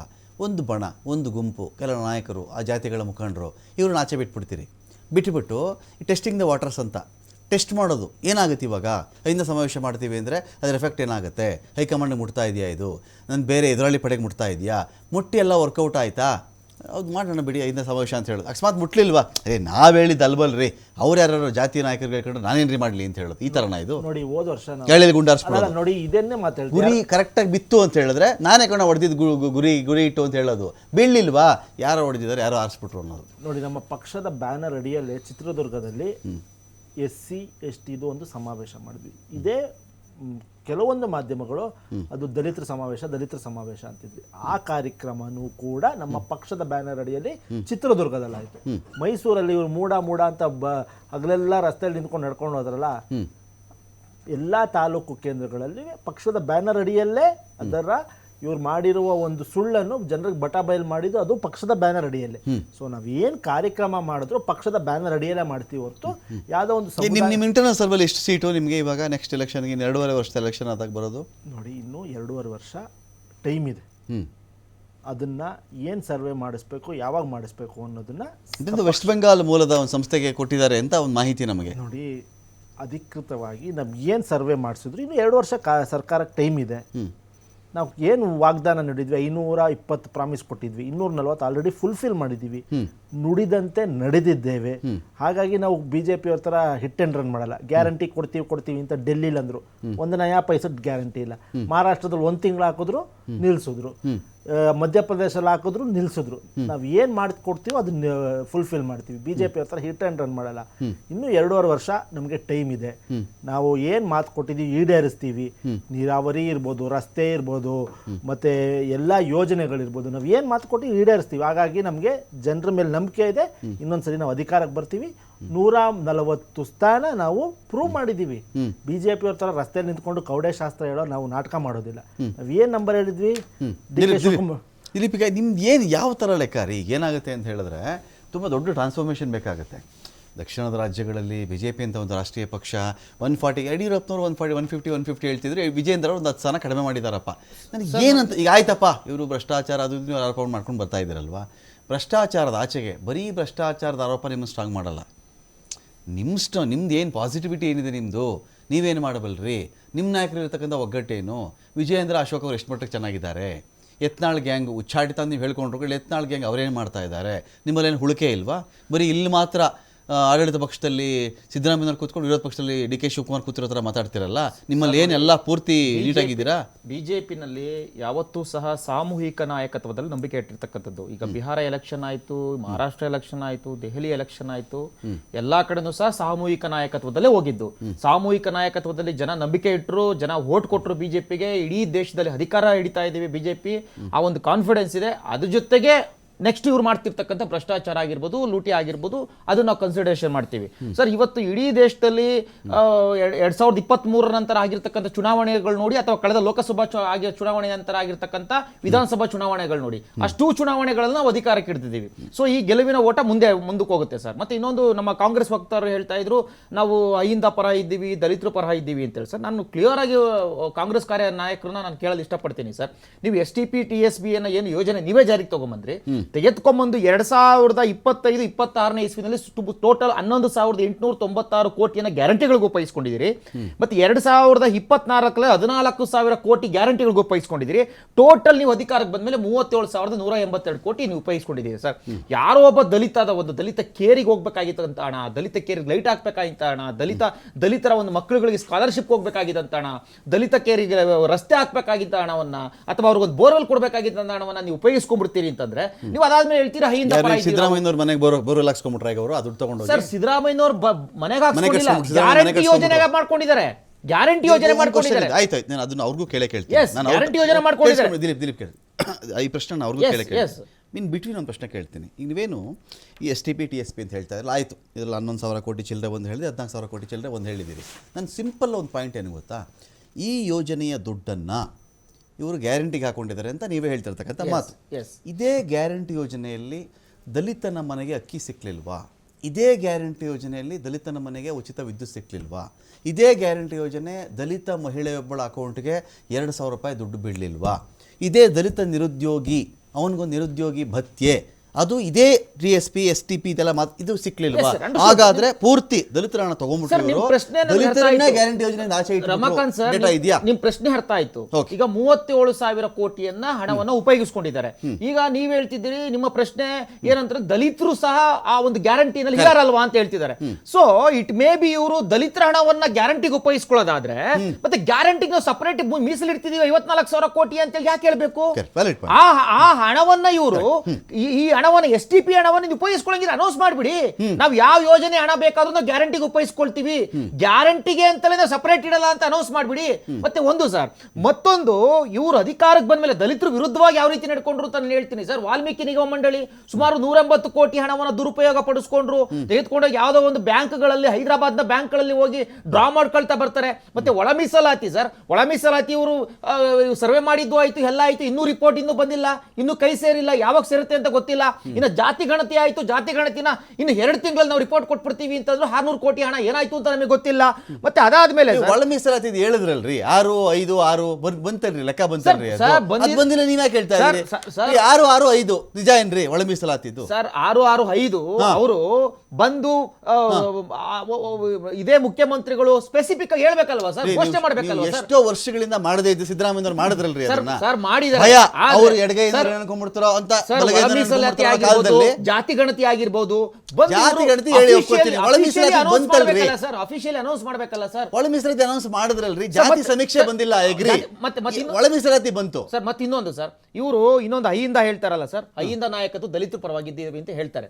ಸೊ ಇದುವರೆಗೂ ಸಹ ಇವತ್ತು ಅಧಿಕಾರಕ್ಕೆ ಬಂದು ಇವರು ಸುಮಾರು 70 ವರ್ಷ 80% ಇಡೀ ರಾಜ್ಯದಲ್ಲಿ ಇವರೇ ಆಡಳಿತ ಮಾಡಿರ್ತಕ್ಕಂಥದ್ದು ಕಾಂಗ್ರೆಸ್. ಬಿಜೆಪಿ ಮತ್ತೆ ಜೆಡಿಎಸ್ ಎಲ್ಲ ಬೆರಳೆಣಿಕೆ ಅಷ್ಟು 5 ರಿಂದ 10 ವರ್ಷ ಮಾಡಿರ್ಬೋದು.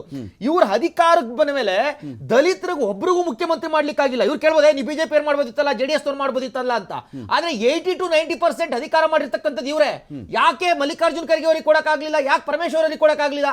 ಅಹಿಂದ ಅಂತಕ್ಕಂಥದ್ದು ಒಂದು ಟ್ರಂಪ್ ಕಾರ್ಡ್ ಇವರಿಗೆ, ಅವ್ರನ್ನ ಓಟ್ ತೆಗೆದುಕೊಳ್ಳಿಕ್ಕೆ. ಮತ್ತೆ ಸಿದ್ದರಾಮಯ್ಯನವರು ನೋಡಿ ಸರ್, ಯಾವಾಗ ಅಹಿಂದ ಸಮಾವೇಶ ಲಾಸ್ಟ್ ಟೈಮು ಡಿ.ಕೆ. ಶಿವಕುಮಾರ್ ಅವರು ಕುರ್ಚಿ ಗಲಾಟೆ ಅಂತ ಹೇಳಿ ಚರ್ಚೆ ಆದಾಗ 1 ವರ್ಷ ತುಂಬಾ ಆದ್ಮೇಲೆ ಅಹಿಂದ ಒಪ್ಪಿದ ನಾಯಕ ಸಿದ್ದರಾಮಯ್ಯ ಅಂತ ಅವ್ರನ್ನ ಸಿಎಂ ಮಾಡಿರ್ಬೋದು. ಒಂದು ನಿಮಿಷ ಸರ್, ಹಾಸನದಲ್ಲಿ ಅಹಿಂದ ಸಮಾವೇಶ ಮಾಡ್ತಾರೆ, ಈಗ ಅಹಿಂದ ಸಮಾವೇಶ ಮಾಡಕ್ ಹೋಗ್ತಾ ಇದ್ದಾರೆ. ಯಾವಾಗ ಸಿದ್ದರಾಮಯ್ಯನವರು ಡೇಂಜರಸ್ ಕಂಡೀಷನ್ ಹೋಗ್ತಾರೋ ಆಗ ಡೇಂಜರ್ ಝೋನ್ ಬಂದ ತಕ್ಷಣ Ahinda play card. This is the problem of the Congress sir, ದಲಿತರನ್ನ ಉಪಯೋಗಿಸ್ಕೊಳ್ಳೋದು. ದಿಲೀಪ್ ಈ ಕ್ವಶನ್ ಕೇಳಬೇಕಾದ್ರೆ ಈಗ ಅವ್ರು ಹೇಳ್ತಿರೋದೇನು, ಈಗ ನೀವು ದಲಿತರನ್ನ ಸಿ ಎಂ ಮಾಡಲಿಲ್ಲ ಅಂತ ಕಾಂಗ್ರೆಸ್ಗೊಂದು ಕ್ವಶನ್ ಇದೆ. ಇಲ್ಲಿ ನಂದೊಂದು ಪಾಯಿಂಟ್ ಇದೆ. ಇಲ್ಲಿ ಅಲ್ಪಸಂಖ್ಯಾತ, ಹಿಂದುಳಿದ, ದಲಿತ ಈ 3 ಸಮಾವೇಶದ ದೊಡ್ಡ ರೂವಾರಿಗಳಲ್ಲಿ ಒಬ್ಬರು ಸಿದ್ದರಾಮಯ್ಯನವರು. ಅವರೊಬ್ಬರೇ ನಾನು ಹೇಳಲ್ಲ, ಅದರಲ್ಲಿ ಅವರೊಬ್ಬರು. ಸೊ ಹೀಗಿದ್ದಾಗ ಆಯ್ತಪ್ಪ, ನಾಳೆ ದಿನ ಒಂದು ಎಲೆಕ್ಷನ್ ನಡೆಯುತ್ತೆ, ದಲಿತರ ಕೋಟಾದಿಂದ ಒಬ್ಬ ಸಿ ಎಮ್ಮು, ಅಲ್ಪಸಂಖ್ಯಾತ ಕೋಟದ ಒಬ್ಬ ಸಿ ಎಮ್ಮು, ಹಿಂದುಳಿದವ್ರು ಕೂಡ ಒಬ್ಬ ಸಿ ಎಂ ಮಾಡೋಕ್ಕಾಗುತ್ತಾ? ಆ 3 ಸಮುದಾಯಗಳಿಂದ ಒಬ್ಬರು ಸಿ ಎಂ ಮಾಡಬಹುದು ಅಂತ ಒಂದು ಕ್ವಶನ್ ಬರುತ್ತೆ. ಎರಡನೇ ಕ್ವಶನ್ನು, ಯಾರು ಸಾರಥಿ ವಹಿಸ್ಕೊಂಡಿದ್ದ? ಈಗ ಯಡಿಯೂರಪ್ಪನವರು ಬಿ ಜೆ ಪಿಗೆ ಸಾರಥಿ ಆದಾಗ ಯಡಿಯೂರಪ್ಪನವರು ಸಿ ಎಂ ಆಗ್ತಾರೆ. ಅದರ ಅರ್ಥ ರೀ ಬಿ ಜೆ ಪಿಯವ್ರು ಯಾಕ್ರಿ ದಲಿತರು ಸಿ ಎಂ ಮಾಡಲಿಲ್ಲ, ಅವ್ರು ಯಾಕ್ರಿ ಮುಸ್ಲಿಮ್ ಸಿ ಎಂ ಮಾಡಲಿಲ್ಲ, ಅವ್ರು ಯಾಕ್ರಿ ಕುರುಬರು ಸಿ ಎಂ ಮಾಡಲಿಲ್ಲ ಕೇಳಕ್ಕೆ ಬರಲ್ಲ. ಲೀಡರ್ಶಿಪ್ ಅಷ್ಟೇ. ಕಪ್ಪು ಇಡೀ ಟೀಮ್ ಗೆಲ್ಲುತ್ತೆ ಸ್ವಾಮಿ. ಧೋನಿ ಕೊಡ್ತಾರೆ, ಇಲ್ಲಾಂದರೆ ಈ ಕಡೆ ಇನ್ನೊಬ್ಬನಿಗೆ ವಿರಾಟ್ ಕೊಹ್ಲಿ ಕೊಡ್ತಾರೆ, ಇಲ್ಲಾಂದರೆ ರೋಹಿತ್ ಶರ್ಮನ್ ಕೊಡ್ತಾರೆ. ಅದರ ಅರ್ಥ ರೀ ಅಲ್ಲಿ ಒಬ್ಬ ದಲಿತ ಒಬ್ಬ ಬೌಲಿಂಗ್ ಮಾಡ್ತಾ ಇದ್ದ, ಇವನೊಬ್ಬ ಬ್ಯಾಟಿಂಗ್ ಮಾಡಿದ್ದ, ಅಲ್ಪಸಂಖ್ಯಾತರವನು, ಇವ್ನು ಯಾಕೆ ಕೊಡಲ್ಲ, ಕ್ಯಾಪ್ಟನ್ ಯಾರೋ ಅವ್ನಿಗೆ ಹೋಗುತ್ತೆ ಅಷ್ಟೇ. ಸೊ ಹೀಗಿದ್ದಾಗ ಇಲ್ಲಿ ಸಿದ್ದರಾಮಯ್ಯನವರು ಡೇಂಜರ್ ಝೋನಿಗೆ ಬಂದಾಗೆಲ್ಲ ಅಹಿಂದ ಅನ್ನೋ ಪ್ಲೆಕಾರ್ಡ್ಗಳು ಜಾಸ್ತಿ ಆಗಿಬಿಡ್ತವೆ ಅಂತ. ಇವತ್ತಿನ ಪರಿಸ್ಥಿತಿಗೆ ಸಿದ್ದರಾಮಯ್ಯನವ್ರದ್ದು ಅದೇ ಇರ್ಬೋದು. ಯಾಕಂದ್ರೆ ಇವತ್ತು ಡಿ.ಕೆ. ಶಿವಕುಮಾರ್ ಅವರು ಹೇಳ್ತಾ ಇರೋ ಮಾತುಗಳು, ಈಗ ಡಿ.ಕೆ. ಶಿವಕುಮಾರ್ ಹೇಳಿದ್ದಾರೆ, ಬರೀ ಮಾತಾಡ್ಕೊಂಡು ನಾನು ಮೇಲೆ ಬಂದವನಲ್ಲ, ಪರ್ಕೆ ತಗೊಂಡು ಕೆಲಸ ಮಾಡಿದವನು, ಕಾಂಗ್ರೆಸ್ ಪಕ್ಷದಲ್ಲಿ ಕಸ ರಾಹುಲ್ ಗಾಂಧಿ ಅಪಾಯಿಂಟ್ಮೆಂಟ್ ಕೊಡೋದು ಮ್ಯಾಟರ್ ಆಗುತ್ತೆ ದಿನೇಶ್ ಅವರೇ. ಅಲ್ಲ ಅಪಾಯಿಂಟ್ಮೆಂಟ್ ಸಿಕ್ಕಿಲ್ಲ, ಕಸ ಗುಡಿಸಿದವ್ರಿಗೆ, ಬಾವುಟ ಕಟ್ಟಿದವ್ರಿಗೆ ಅಪಾಯಿಂಟ್ಮೆಂಟ್ ಸಿಕ್ಕಿಲ್ಲ ಅಂದ್ರೆ ಅದು ಸಿದ್ದರಾಮಯ್ಯ ಪ್ರಾಬ್ಲಮ್. ಅದು ಅಲ್ಲ ಆ ಥರ ಹೇಳ್ಕೊ ಬಂದಾಗ ಇಲ್ಲಿ ಇಟ್ ರೆಪ್ರೆಸೆಂಟ್ ಏನು, ಇವತ್ತು ಸಿದ್ದರಾಮಯ್ಯನವರ ಆ ಒಂದು ಹಿಂದಿನ ಯಾವ್ದಾದ್ರು ಒಂದು ಕಮಿಟ್ಮೆಂಟ್ ಇರ್ಬೋದು, 2 ವರ್ಷ ಪಾಲಿಸಿ ಇರ್ಬೋದು. ಆ ಪಾಲಿಸಿಗಳಿಗೋಸ್ಕರ ಇವತ್ತು ಯಾವಾಗ ಇವರ ನಾಯಕತ್ವ ಪ್ರಶ್ನೆ ಬರುತ್ತೆ ಅಥವಾ ಇನ್ನೊಬ್ರು ಸಿ ಎಂ ಕ್ಯಾಂಡಿಡೇಟ್ ಅಂತ ಅನೌನ್ಸ್ಮೆಂಟ್ ಮಾಡ್ತಾರೆ ಅಂದ ತಕ್ಷಣ, ಈಗ ಮೈಸೂರಲ್ಲೇ ಮಾಡಿದ್ರಪ್ಪ ಲಾಸ್ಟ್ ಟೈಮು, ಡಿ.ಕೆ. ಶಿವಕುಮಾರ್ ಅವರು ಅರ್ಧಕ್ಕೆ ಎದ್ದು ಬಂದ್ರು, ಏನೋ ಕೆಲಸ ಇದೆ ಅಂದ್ಬಿಟ್ಟು ಎದ್ದು ಬಂದ್ರಲ್ಲ, ಅದು ಒಂದು ನಿದರ್ಶನ ಇದೆ. ಅಂದ್ರೆ ಪದೇ ಇವರು ಮಾಡೋದು ಅರ್ಥ ಏನು? ಒಬ್ಬ ಸಿ ಎಂ ಆಗಿ, ಸಿ ಎಂ ಅಂದ್ರೆ ರಾಜ್ಯಕ್ಕೆ ಸಿ ಎಂ, ನಾನು ಆಲ್ರೆಡಿ ಹೇಳ್ದಂಗೆ ಅವರು ರಾಜ್ಯದ ಸ್ಥಿತಿಗತಿಗಳ ಬಗ್ಗೆ ಯೋಚನೆ ಮಾಡಬೇಕು. ಇವತ್ತು ಚೀಫ್ ಮಿನಿಸ್ಟರ್ ಏನಾಗಿದೆ ಅಂದ್ರೆ, ಇವತ್ತು ಕಾಂಗ್ರೆಸ್ 2 ಬಣ ಆಗಿದೆ, 2 ಆಡಳಿತನೂ ನಡೀತಾ ಇದೆ. ಈಗ example Bengaluru is uncontrol, C M control ಅಲ್ಲೇ ಇಲ್ಲ. ಇವತ್ತು ನಡೀತಾ ಇರೋ ವಾಟರ್ ಬಿಲ್ ಭ್ರಷ್ಟಾಚಾರ ಇರ್ಬೋದು, ಬೆಸ್ಕಾಂ ಭ್ರಷ್ಟಾಚಾರ ಇರ್ಬೋದು, ರಸ್ತೆಗಳು ಗುಂಡಿ ಬಿದ್ದಿರ್ಬೋದು, ಆ ಒಂದು ಪಾಲಿಕೆಗೆ ನೀವು 100 ಕಂಪ್ಲೇಂಟ್ ಹಾಕಿ ಒಂದು ಅವರೇ ಕ್ಲೋಸ್ ಮಾಡ್ತಾರೆ, ಅವ್ರು ಅಟೆಂಡೇ ಮಾಡ್ತಾ ಇಲ್ಲ. ಇವೆಲ್ಲ ನೋಡಿದಾಗ ಈಸ್ ಇವತ್ತಿನ ಪ್ರೆಸೆಂಟ್ ಕಂಡೀಷನ್ಗೆ ಸಿದ್ದರಾಮಯ್ಯನವರು ಅನ್ಫಿಟ್. ಯಾಕಂದ್ರೆ ಅವರು ರಾಜ್ಯವನ್ನ ಕಂಟ್ರೋಲ್ ಮಾಡೋದಕ್ಕೆ ಅಥವಾ ಇತರ ಇಲಾಖೆಗಳನ್ನ ಕಂಟ್ರೋಲ್ ಮಾಡೋಕೆ ಅವ್ರಿಗೆ ಯೋಗ್ಯತೆ ಇಲ್ಲ. ಅವ್ರು ಎಲ್ಲಿ ಹೋಗ್ತಾ ಇದ್ದಾರೆ ಅಂದ್ರೆ, ಅವ್ರ ಸೀಟ್ ಭದ್ರ ಮಾಡ್ಕೊಳ್ಳೋಕೆ ಬರೀ ಸಮಾವೇಶಗಳ ಹಿಂದೆ ಸುತ್ತುತ್ತಾ ಇದ್ದಾರೆ. ಇನ್ನೊಂದ್ ಕಡೆ ಇನ್ನೊಂದ್ ಆಡಳಿತ ನಡೀತಾ ಇದೆ. ಈ 2 ಆಡಳಿತಗಳು ಏನಾಗಿದೆ, ಜನರು ಹೈರಾಣ ಆಗವ್ರೆ. ಯಾರಿಗೂ ಯಾವ್ದು ಕೆಲಸ ಆಗ್ತಾ ಇಲ್ಲ. ಯಾವುದೇ ಸರ್ಕಾರಿ ಇಲಾಖೆಗಳಿಗೆ ಹೋಗಿ ಎಲ್ಲೂ ಕೆಲಸ ನಡೀತಾ ಇಲ್ಲ.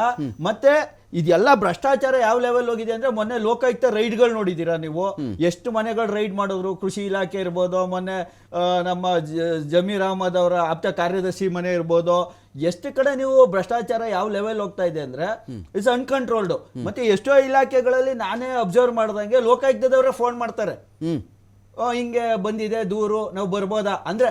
ಅಲ್ಲೂ ಅಂಡರ್ಸ್ಟ್ಯಾಂಡಿಂಗ್ ಸ್ಟಾರ್ಟ್ ಆಗ್ಬಿಟ್ಟಿದೆ. ಲೋಕಾಯುಕ್ತ ಅಂಡ್ ಗೌರ್ಮೆಂಟ್ ಆಫೀಸ್ಗಳಲ್ಲೂ ಅಂಡರ್ಸ್ಟ್ಯಾಂಡಿಂಗ್ಗಳು ಸ್ಟಾರ್ಟ್ ಆಗಿದೆ. ಅಂದ್ರೆ ಈ ಭ್ರಷ್ಟಾಚಾರವನ್ನ ಈ ಲೆವೆಲ್ಗೆ ಬೆಳೆಸಿರೋದು ಜನ ಹೈರಾಣಾಗಿದ್ದಾರೆ. ಫೈನ್, ಚರ್ಚೆ ವಿಶೇಷ ಮತ್ತೆ ಮುಂದುವರಿಸ್ತಾ ಇದ್ದೀನಿ. ಈಗ ಮುಖ್ಯಮಂತ್ರಿ ಬದಲಾವಣೆ ಚರ್ಚೆಗಳು ಒಂದು ಕಡೆ, ಅಹಿಂದ ಸಮಾವೇಶದ ಬಗೆಗಿನ ಮಾತುಕತೆಗಳು ಒಂದು ಕಡೆ ಬರ್ತಾ ಇರ್ತವೆ. ಇದರ ಮಧ್ಯದಲ್ಲಿ ರಾಹುಲ್ ಗಾಂಧಿ ಅಪಾಯಿಂಟ್ಮೆಂಟ್ ವಿಚಾರ ಒಂದು ಕಡೆ ಇದೆ. ಈಗ ಇದ್ರ ಮಧ್ಯದಲ್ಲೇ BJP 140 ಸೀಟ್ ಬರುತ್ತೆ ಅಂತ ಒಂದು ಕಡೆ ಮಾತಾಡ್ತಾರಲ್ಲ. ಈ ಸಮಾವೇಶಗಳು ಒಂದು ಸರ್ಕಾರವನ್ನು ಗಟ್ಟಿ ಮಾಡಬಲ್ಲವ, ಅಥವಾ ಈ ಸಮಾವೇಶಗಳು ಒಂದು ರೀತಿಯಲ್ಲಿ ನಾವೇನೋ ಮಾಡಿದ್ದೀವಿ ಅಂಥೇಳಿ ತಿಳುವಳಿಕೆ ಕೊಡ್ತಕ್ಕಂಥ ಒಂದು ಕಾರ್ಯಗಳ ಇವು ಅಂತ? ಸಮಾವೇಶ ಅನ್ನೋದು ಆಳುವ ಸರ್ಕಾರಕ್ಕೆ, ಒಂದು ಪಕ್ಷಕ್ಕೆ ಅದು ನಿತ್ಯ ನಿರಂತರ ಅದೊಂದು ಪ್ರಾಸೆಸ್ಸು. ಇವಾಗ ನೆಕ್ಸ್ಟ್ ಮಂತು ನಾವು ಕಳೆದ ತಿಂಗಳು ನಾವು ಇದರಲ್ಲಿ ಸಮಾವೇಶ ಮಾಡಿದ್ವಿ ಬೆಳಗಾಮಲ್ಲಿ. ಇವಾಗ ನೆಕ್ಸ್ಟ್ ಮಂತು ನಾವು ಹಾವೇರಿಯಲ್ಲಿ ಮಾಡ್ತಾಯಿದ್ದೀವಿ. ಹಾಗಾಗಿ ಒಂದು ಆಳುವ ಸರ್ಕಾರಕ್ಕೆ ಇಲ್ಲ ಪಕ್ಷಕ್ಕೆ ಅದು ನಿತ್ಯ ನಿರಂತರ. ಓಕೆ, ಇವರು ಉದ್ದಕ್ಕೂ ಮೈಸೂರಿಗೆ ಹೋಗ್ಬೇಕಾದ್ರೆ ಮೂಡಾ ಇಶ್ಯೂಲಿ ಉದ್ದಕ್ಕೂ ಸಮಾವೇಶ ಮಾಡ್ಕೊಳೋದ್ರು ಪ್ರತಿ ತಾಲೂಕಿನಲ್ಲಿ, ಬಿಡದಿ, ರಾಮನಗರ, ಮಂಡ್ಯ, ಮೈಸೂರಲ್ಲಿ. ಏನಾಯಿತು? ಅದರ ಕೋರ್ಟ್ ಪ್ರೂವ್ ಮಾಡ್ತಾ ರಮಾಕಾಂತ್ ಅವರೇ, ಓಕೆ, ಕೋರ್ಟು ಪ್ರೂವ್ ಮಾಡಲಿಲ್ಲ. ಭ್ರಷ್ಟಾಚಾರ ಅಂತ ಮಾತಾಡ್ತಾರಲ್ಲ, ಇಲ್ಲಿವರೆಗೂ ಯಾವ್ದಾರ ಒಂದು ಕೋರ್ಟ್ ಆಗಲಿ ಇಲ್ಲ ಯಾವ್ದಾರ ತನಿಖಾ ಸಂಸ್ಥೆ ಇವನು ಅಪರಾಧಿ ಅಂತ ಯಾವ್ದಾರು ಪ್ರೂವ್ ಮಾಡಿದ್ಯಾ? ಪ್ರೂವ್ ಮಾಡಿಲ್ಲ. ಸುಮ್ಮನೆ ಗಾಳಿಲಿ ಗುಂಡೊಡಿಯೋ ಕೆಲಸಗಳನ್ನ ಇವರು ಮಾಡಬಾರ್ದು. ಹಾಗಾಗಿ ಯಾವ್ದಾರ ಒಂದು ಪ್ರೂಫ್ ಇಟ್ಕೊಂಡು ಇಲ್ಲ ಒಂದು ಯಾವ್ದಾದ್ರು ವ್ಯಾಲಿಡ್ ಡಾಕ್ಯುಮೆಂಟ್ ಇಟ್ಕೊಂಡು ಮಾತಾಡಬೇಕು. ಭ್ರಷ್ಟಾಚಾರ ಅಂತಾರಲ್ಲ, ಭ್ರಷ್ಟಾಚಾರದ ಬಗ್ಗೆ ಮಾತನಾಡುವ ನೈತಿಕತೆ BJPಯವರು ಕಳೆದುಕೊಂಡ್ಬಿಟ್ಟಿದ್ದಾರೆ. ಸುಮ್ಮನೆ ವಾಕಿಂಗ್ ಮಾಡಿದ್ರೆ ಹಂಗಾರೆ ಬೆಂಗಳೂರಿಂದ ಮೈಸೂರಿಗೆ ಸುಮ್ಮನೆ ವಾಕಿಂಗು? ಸುಮ್ಮನೆ ಅವರು ಸ್ವಲ್ಪ ಕಿಲೋಮೀಟರ್ ಅಲ್ಲಲ್ಲ, ಅವರು ಸ್ವಲ್ಪ ಬಾಡಿ ಸ್ವಲ್ಪ ಸ್ಟ್ರೈನ್ ಆಗಿತ್ತು ಅನ್ಸುತ್ತೆ. ಸ್ಟ್ರೈನ್ ಆದಾಗ ವಾಕ್ ಮಾಡೋಲ್ಲ, ಸ್ವಲ್ಪ ಫಿಟ್ ಅಂಡ್ ಫೈನ್ ಆಗಕ್ಕೆ, sorry fit and fine correct word, fit and fine ಆಗಕ್ಕೆ. ಅದಕ್ಕೆ ವಾಕ್ ಮೈಸೂರವರೆಗೂ ಅದೇ ತಾನೇ ಹೇಳಿದ್ದು ಯತ್ನಾಳು. ನಾನು ಹೇಳಿಲ್ಲ ಬೆಳಗ್ಗೆ ಸ್ವಲ್ಪ ಹೊತ್ತು, ಮಧ್ಯಾಹ್ನ ಊಟ. ನಾನು ಹೇಳಿಲ್ಲ ಅದನ್ನ. ಡಾಕ್ಟರ್ ಹೇಳಿದ್ರೇನ್ರಿ BJP ಅವ್ರಿಗೆ? ಅಲ್ಲಲ್ಲ, BJP ಡಾಕ್ಟರ್ ಏನಾದ್ರು ಹೇಳಿದ್ರಾ? ನೋಡಪ್ಪ, ಬೆಳಗಿನ ಜಾವ ಒಂದು 10 ಕಿಲೋಮೀಟರ್ ವಾಕ್ ಮಾಡು, ಮಧ್ಯಾಹ್ನ ಊಟ ಸ್ವಲ್ಪ ವಿಶ್ರಾಂತಿ ತಗೊಂಡು ಆಮೇಲೆ ಸ್ವಲ್ಪ ತಂಪೊತ್ತಾದ್ಮೇಲೆ ಸ್ವಲ್ಪ ನಡಿ ಅಂತ ಅದೇ ಡಾಕ್ಟರ್ ಯತ್ನಾಳ್ ಅವ್ರು ಹೇಳಿದ್ದು. ಡಾಕ್ಟರ್ ಯತ್ನಾಳ್ ಅವರು ಸ್ವಲ್ಪ ನಿಮ್ ದೇಹದ ತೂಕ ಹೆಚ್ಚಾಗಿದೆ, ನಡೀರಿ ಅಂತಂದ್ರು. ಓಕೆ, ಅದಕ್ಕೆ ಇವ್ರು ಮೈಸೂರವರೆಗೂ ನಡ್ಕೊಂಡು ಹೋದ್ರು. ಏನಾಯ್ತು? ಮೂಡಾದಲ್ಲಿ ಟುಸ್ ಪಟಾಕಿ. ಓಕೆ, ಏನು ಇಲ್ಲ. ಯಾವ ಕೋರ್ಟ್ ಹೇಳಿಲ್ಲ, ನಮ್ಮ ಪಾರ್ವತಿ ಮೇಡಮ್, ನಮ್ಮ ಯತೀಂದ್ರ ಅವರು, ಸಿದ್ದರಾಮಯ್ಯನವರು ಆರೋಪಿ ಅಂತ ಕೋರ್ಟ್ ಹೇಳಿದೆ ಇಲ್ಲ. ಸುಮ್ಮನೆ ಗಾಳಿಲಿ ಗುಂಡೊಡಿಯೋ ಕೆಲಸ ಆಗ್ಬಾರ್ದು. ಇದೇನಿದು ಈ STP ಈ ಥರದ ಯೋಜನೆಗಳಿಂದ ಹಣ ತೆಗೆದು ದಲಿತರಿಗೆ ಅನ್ಯಾಯ ಮಾಡಿದ್ರಿ ಅಂತ ದಿಲೀಪ್ ಅವಾಗಲೇ ಮಾತಾಡಿತ್ತು. ನೀವು ಹಿಂಗಿದ್ದಿದ್ರೆ ನಾನು ಗ್ಯಾರಂಟಿ ಯೋಜನೆಗೆ 56,000 ಕೋಟಿ ಎತ್ತಿಟ್ಬಿಟ್ಟಿದ್ದೀನಿ, 58,000 ಆಗಿಬಿಡುತ್ತೆ, ಹೋಗ್ಲೇಪ್ಪ ಮ್ಯಾಕ್ಸಿಮಮ್ 60,000 ಕೋಟಿ ಆಗಿಬಿಡುತ್ತೆ. ಈ ಕತೆ ನೀವು ಯಾಕೆ ಹೇಳಿದ್ರಿ? ಈಗ ದುಡ್ಡಿಲ್ಲದೆ ಪರದಾಡಿಕೊಂಡು ಯಾವ್ಯಾವ ಇಲಾಖೆಗಳಲ್ಲಿ ಇದೆಯೋ ಅದೆಲ್ಲ ತೊಗೊಂಡು ಒದ್ದಾಡುವಂತಹ ಇದು ಯಾಕೆ ಕೆಲಸ? ನೋಡಿ, ಒಂದು ಒಳ್ಳೆಯ ಉದಾಹರಣೆ ಕೊಡ್ತೀನಿ ರಮಾಕಾಂತ್ ಅವರೇ. ಇವಾಗ ನಮಗೆ ಏನೇ ಆಗಲಿ, ಏನೇ ಆದರೂ ಕೂಡ ನಾವು ಕೊಟ್ಟೇ ತೀರ್ತೀವಿ. ಎಷ್ಟೇ ಹಣ ತಗೊಂಡಾರು ಕೊಟ್ಟೆ ತೀರ್ತೀವಿ. ಒಂದ್ ನಿಮಿಷ ಕೇಳಿ, ಅಲ್ಪಸಂಖ್ಯಾತರದಾದ್ರೂ ಬಿಡಲ್ಲ ನಾವು. ಒಂದ್ ನಿಮಿಷ ಕೇಳಿ. ನಾವ್ ಏನ್ ಮಾಡ್ತೀವಿ ಅಂದ್ರೆ SCP TSP ನೀವೇ ಹೇಳಿದ್ರಿ, ದಲಿತರಿಗೆ ಏನು ಇದೆಯೋ ಅದರಲ್ಲಿ ತೆಗೆದು ಇಡ್ತೀವಿ. ಸೆಕೆಂಡು, ರಾಜ್ಯಕ್ಕೆ ಬರಬೇಕಾಗಿರೋ ಅನುದಾನವನ್ನು ಯಾವ ಮಟ್ಟಕ್ಕೆ ಕೋತಾ ಮಾಡ್ತಿದ್ದಾರೆ ಅಂತ ನಿಮಗೆ ಗೊತ್ತು. ನೀವೇ ಎಷ್ಟೊಂದು 100 ಡಿಬೇಟ್ ಮಾಡ್ಬಿಟ್ಟಿದ್ದೀರಾ. ಹೊಸದಾಗಿ ಮನ್ರೇಗಾ 100% ಇದು ಫಂಡಿಂಗ್ ಇತ್ತು. ಇವಾಗ ಏನ್ ಮಾಡಿದ್ದಾರೆ? 40% ರಾಜ್ಯ ಸರ್ಕಾರ ಹಾಕ್ಬೇಕು ಅಂತ. 40% ರಾಜ್ಯ ಸರ್ಕಾರ, 40% ರಾಜ್ಯ ಸರ್ಕಾರ ಹಾಕ್ಬೇಕು ಅಂತ. ಇವತ್ತು ಇದು ಹೈವೇಗಳ ಬಗ್ಗೆ ಮಾತಾಡ್ತಾರೆ.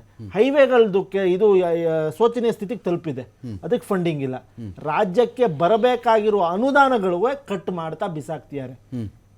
ಅದನ್ನು ಮೀರಿ ಸೆಂಟ್ರಲ್ ಸ್ಪಾನ್ಸರ್ಡ್ ಸ್ಕೀಮ್ಗೂ ಇವರು ದುಡ್ಡನ್ನ ಸರಿ ಕೊಡ್ತಾ ಇಲ್ಲ.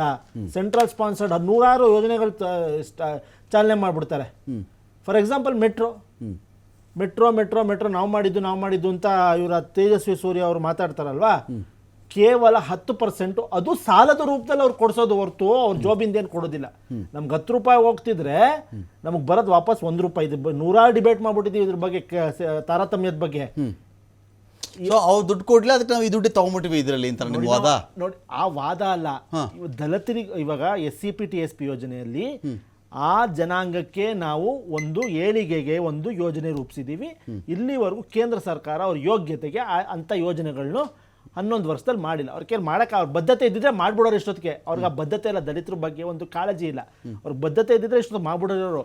But coming back to the topic, ಆ ಜನಾಂಗದವರಿಗೆ ನಾವು SCP TSP ಯೋಜನೆ ದುಡ್ಡು ತಗೊಂಡು ಗ್ಯಾರಂಟಿ ಕೊಡ್ತೀವಿ.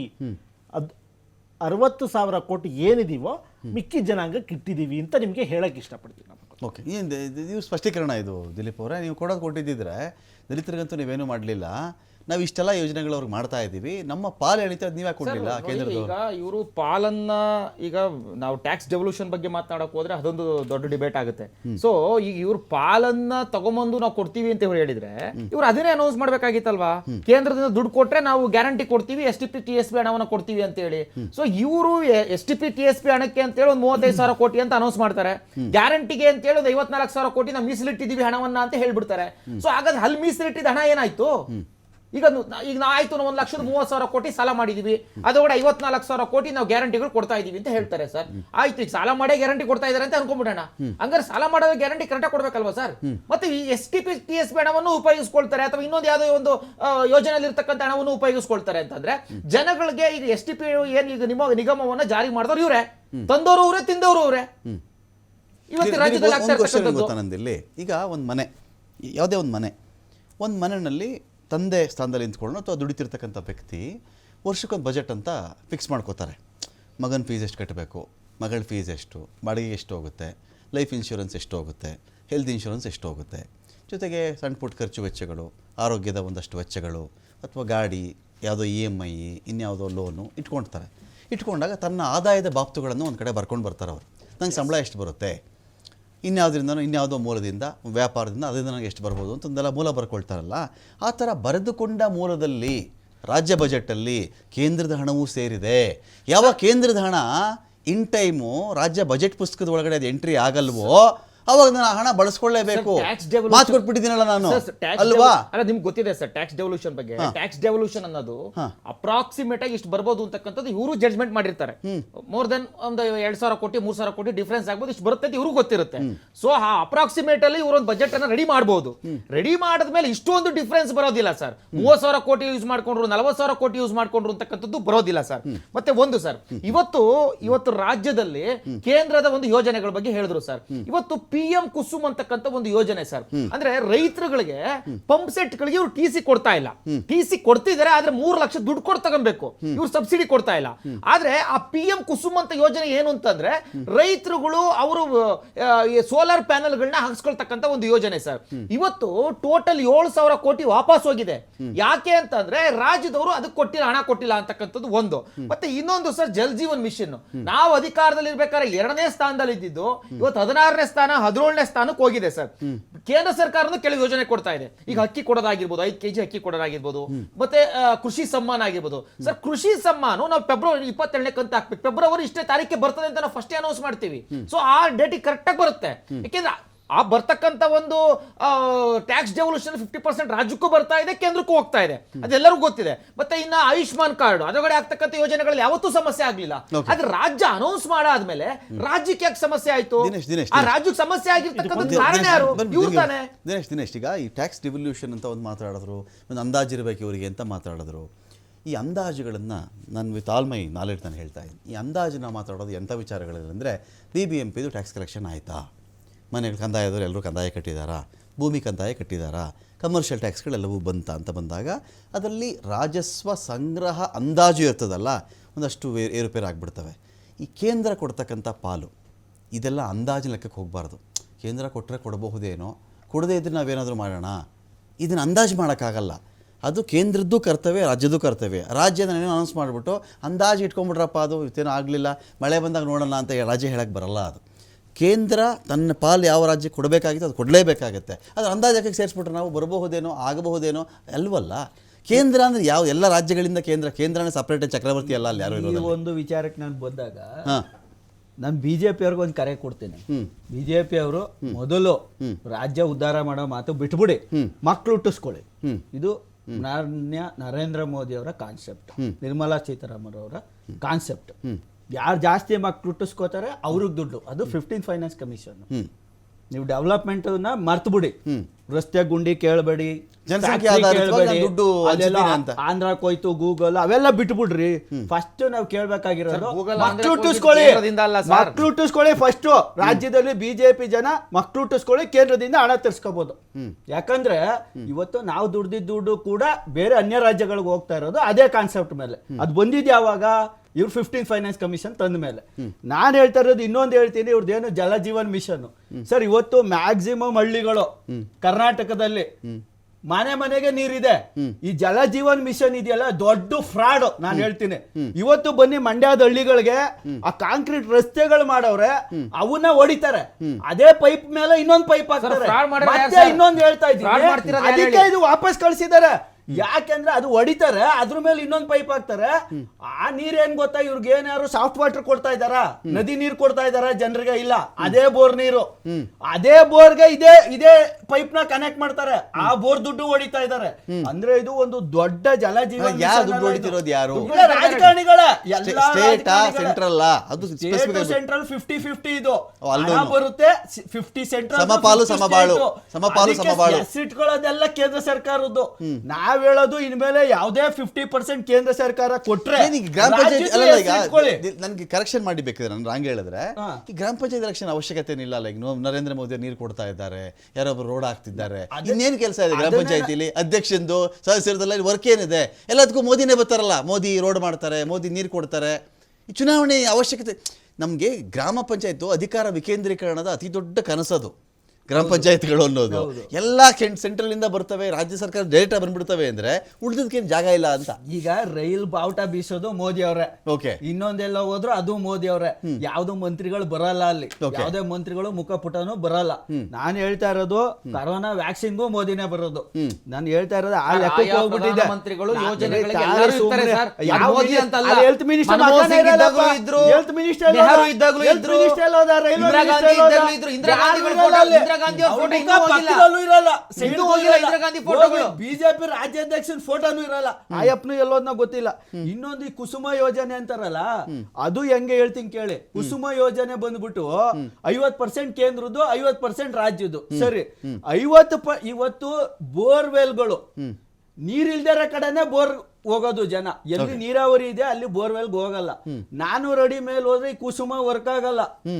ಅಲ್ಲೇ ಗಡಿ 400 ಅಡಿಗೆ ಅಷ್ಟೇ ಇದು ಲೆವೆಲ್. ಜಲದ ಕಣ್ಣು ಓಪನ್ ಆಗಿಲ್ಲ ಅಂದ್ರೆ ಇಲ್ಲ. ಕುಸುಮ ಸಿ ಇಂಪ್ಲಿಮೆಂಟ್ ಆಗಕ್ಕೆ ಬಿಟ್ಟಿಲ್ಲ ರಾಜ್ಯ ಸರ್ಕಾರ. 700 ಅಡಿ 1000 ಕುಸುಮ ಬಿ ಹೇಳ್ತಾ ಇದ್ದಾರೆ. ಅಲ್ಲೆಲ್ಲ ಈ ಕ್ಲಾಸ್ ಇದೆಯಾ ಅದರಲ್ಲಿ?